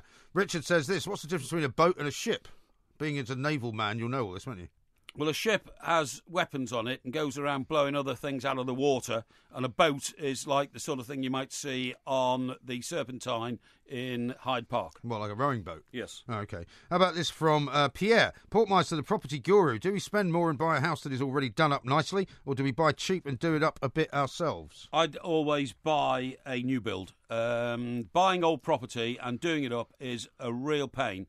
And also, you will never, ever find out how much you've got to spend on a house when you want to buy an old one and do it up. Buy a new build. Yes, you do pay a premium for the fact that it's brand new, that the walls are sparklingly clean, that the boiler is the latest technology, that it's wired up for all your televisions and all that, but it is worth it at the end of the day. Don't buy old houses. Izzy says this, Porky, a lot of your ex-colleagues appear to have bladderated themselves to death. Do you see yourself as the common denominator in their untimely demises, and how have you escaped the hack's lifestyle unscathed? No, a lot of my colleagues that Mike and I have had, MG and I have had over the years, have died prematurely through excessive lifestyles. And we've been A, lucky, and B, actually quite moderate in the way we've approached life compared to some of the excesses we've seen during our career. Indeed. Mark says this, my wife Sarah's met another bloke who's much older than me, but stinking rich. How do I get her back? I don't think you've got much of a chance there. If you've not been paying attention to your marriage during all the years that you've had to make your wife feel good and wanted within that marriage, you've probably lost it. And quite frankly, if she's decided, the field is greener on the other side of the fence, I don't really blame her. Johnny says this, just to be ironic, he says, what question would you hate to have to answer? I'll answer anything about anything. It doesn't bother me at all. We are the great communicators, old MG and I, so please just ask away. OK, and then finally, another one from Johnny. Would you rather be ugly and live forever or attractive and die in a year? Well, I don't want to die in a year, and you just have to stay ugly then. I'll just have to stay ugly, but quite frankly, you get to a certain age, like I am now, And I don't care what people think I look like. I don't care about my facial visage. I don't care about anything because I just get on with life. And in fact, at the moment, I'm at a bit of a disadvantage because I've had a procedure on my nose, which makes me look a bit like Frankenstein. It doesn't really. It's not actually as noticeable as you think it is. I mean, when it's like whenever you have a spot on your face, you always think it's worse looking than it actually really is. And you don't care about it. But this morning, funny enough, as I was coming out the shower, I noticed like a wispy hair thing on the end of my nose, and it was the stitches coming out. All right. So I had to clear them. It wasn't growing there. No, it wasn't growing there. No, it was That's the stitches. So it's getting better. Thank you. Well, thank you very much indeed. That was the Ask Porky section for today. We'll have some more help for you next week, of course, at a slightly different time on a slightly different radio station. This is Talk Radio. Across the UK, online and... I did not say that. The 21st Century Dream Team of dialogue, debate and discourse. The Two Mics on Talk Radio. We'll get you talking.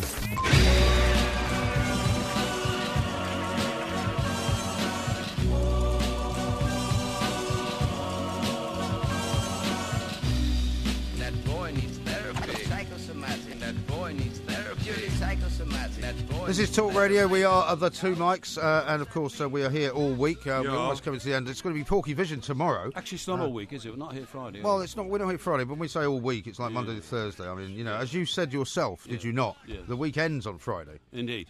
You told me only last week that you believe that Saturday is the beginning of a new week. Yep.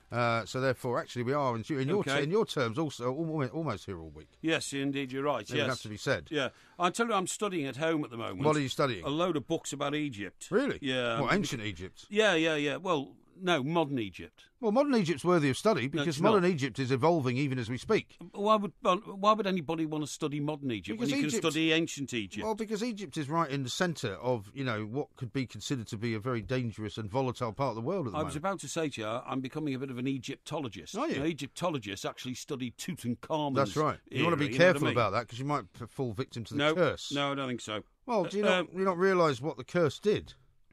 Oh, that was just all coincidence. The people, no, it's not. It wasn't coincidence. All the people that opened Tutankhamun's tomb died in, shall we say, unusual circumstances. They died, like everybody on Earth dies. No, they died in unusual circumstances. You can put any coincidence to that. There's 3 books out at the moment: Egypt, People and the Gods, Egypt Mania, History of Fascination, Obsession and Fantasy, Writings from Ancient Egypt. These are all things I'm studying at the moment. Oh, really? So you've got all the books, have you? Yeah, I'm going to come up with a really sort of good, concrete sort of interpretation of what it was all about, okay? Did you go to see Tutankhamun when it was on tour? Do you remember when it was on tour back in the I think it was in the 80s? They brought it to the British Museum. Yeah, I was in America at the time. Well, they brought it there as well, didn't they? What? I think they brought it there as well. Probably. It was a massive thing. I was in Britain at the time. I mean, some of the stuff was just incredible. Yes, it was, yeah, I agree. So what have you learned from your readings so far? So far, I've learned that the Egyptians were fanatical about systems. Really? And everything being in the right... What's your problem? So that's what you've gleaned, have you? Yes. Fanatical about systems. About having everything in the right order. Well, they like things to be put into the pyramid shapes. No, but I mean, that was a brilliant architectural feat, wasn't it, to have done it in those days when you didn't... I mean, how do you think... Well, the Mayans did the same thing, of course, didn't they? The Mayans. The Mayans. They were in South America. In Mexico, yeah. Yeah, OK. No, the point I'm making is that nobody knows how they built the pyramids, because, I mean, without cranes and that sort of stuff, it's quite difficult. Well, it's incredible that the stones are very big, aren't they? Yeah, they are very big indeed, yeah. Have you seen the pyramids in real life? No, I haven't, no. I haven't been to Egypt. If you haven't been to Egypt? No. Don't you think you should go if you're going to be studying ancient Egypt? I mean, it's a good point. It may well be that I will decide I have to take a visit there to the... you can do a cruise down the Nile. Cruise down the Nile. The Nile apparently is not that good looking at the moment, if you see what I mean. What, you mean not very clean? I think it's a bit polluted. Anyway, what can I tell you? I don't know. Egyptians were persistent. Persistent? Yes, in their pursuit of popular culture. Oh, yeah. Okay? Well, what was popular culture for the ancient Egyptians then? Well, to get things in order, as I told you. So, popular culture to get things in order? Yes. Right. Yes. Okay. They had... I'm sure you studied this. Hang on, excuse me. They demanded stability and order and the conservative attitudes of the bureaucratic elite, right? The bureaucratic elite. So they didn't like the elite either? No, they did. They did. Let me see. Hieroglyphic literacy amongst Egyptians... Yeah. 10%. What? That's all it was. What do you mean? Only 10% of them knew how to write? No, only 10% could read the hieroglyphics. Oh, I see. Yeah. So who were they written for then? Well, I think they were like a select band of academics, who kept secrets from the people. I see. See what I mean? Yeah. Yeah. So it was like a sort of a secret society almost. A little bit, I think. I don't think you know much about this. No, I do. I'm going to be studying some texts in hieroglyphics as well. Didn't they just discover Tutankhamun's mother's tomb? No, they haven't found it yet. I thought they'd found out that there was a passageway leading around the back of where his tomb was, and that was where they thought the mother was. They thought they'd found a door, but they've broken that door down, and that's the trouble of the pyramids is you're not one door down, another one smashes you in the face, literally. I suppose it's not easy. And then you knock another one down, and so on and so on. Nobody realises how big the pyramids are. So to find one little room inside the pyramids where there could be thousands of rooms could be quite difficult. Now, look at this. Okay. Deaths popularly attributed to Tutankhamun's curse, right? Yes. The tomb was opened on the 29th of November 1922. Right. Remember who did it? Lord Carnarvon. He was the financial backer of the excavation team. I think there's a big TV series coming up on it very soon. Is there? That's sparked my interest in it. And that's when I got onto my book supplier and asked for books on Egypt. All right. Your book supplier? Yes. And where's your book supplier? Oh, it's people I deal with. Is that right? Yes. Apparently, he was the financial backer of the excavation team, right? He was present at the opening of the tomb. Yes. He died on the 5th of April 1923 after a mosquito bite became infected. Yeah. Now, that's an unusual way to die. It's not. He died 4 months and 7 days after the opening of the tomb. Yeah, but that happened a lot in those days, particularly in Egypt, because, the Middle East, at the best of times, is a difficult environment for Europeans, and particularly in those days when there weren't great antibiotic cures and all that kind of stuff, that wasn't unusual. Now, it says here, rumours abounded, including that on the night that he died, Susie, his dog, same name as your dog, that's right, let out a howl, a horrific howl, and died herself. Well, there's no evidence of that. Yeah, but there's no evidence to say it didn't happen either. Well, you see, the deaths of other members. Myths grow up around myths, don't they? Well, the deaths of other members of the excavation parties at Tutankhamun tomb helped the story as the curse grew stronger. Howard Carter's personal secretary, Richard Bethel, found dead in his bed in 1929. Bethel's father. That was 1929. Bethel's father committed 7 years suicide in later. suspicious circumstances in 1930. Right. Sir Archibald Douglas Reed was a radiologist who x-rayed the body of Tutankhamun, died of a mystery illness in 1924. Yeah. Arthur Mace died mysteriously in 1928. I mean, this goes on and on and on. Yeah, but I mean, I don't think you want to get too close to this. No. You've got to remember, the explanation is that these guys spent literally years in the Egyptian desert, in the most challenging conditions to European people. Yeah. And there weren't the sort of, you couldn't have the jabs. These days you go to some places in the world and you say you go and get your jabs. And there were no jabs in those days. So there was nothing to protect them against. No, and actually... And they could have brought a lot of these diseases back. Yeah. And they could have stayed, like a bug in their body for years and then killed them. Well, one of the stories, actually, which does, for me, have a bit more resonance, right, is that the illnesses and the mystery illnesses that these guys may have died from could have been contracted from breathing in a fungus which was living on the walls of the inside of the tomb. Exactly. Right? Yeah. Yeah. So, I mean, that would explain a lot, wouldn't it? Yeah, of course it would. And that's, that adds more succour to the story, which I've told you before, which you've dismissed, but is absolutely true. What's that? That Napoleon died from the wallpaper on the inside of his home. I've never suggested it wasn't true. It was the arsenic which was pulled out of the ground to use as paint. It's just that it sounds ridiculous. Yeah, it does. I suppose when it you does. say somebody was killed by his wallpaper, but no, you see, it's actually a tabloidisation of it, isn't it? Well, I suppose so, yeah. He wasn't killed by his wallpaper. He was killed by arsenic poisoning. That was on his wallpaper, which happened to be on his wallpaper. That's right. Yeah, but I mean, you're absolutely right. That is the logical explanation that these guys, mystery illnesses and all that, they could have had spores lodged in their lungs for years from, as you quite rightly say, the inside of a tomb that hadn't been opened for 2,000 years. And you can imagine some pretty horrific cultures developing, if you know what I mean, the culture of a drug. Of a germ developing over 2,000 years, and suddenly sunlight hits it, and bang, you're away. Exactly right. And apparently, also there was a story, whether or not this was ever completely and utterly confirmed, was that the cobra was there when the tomb was open, and it ate Howard Carter's pet canary.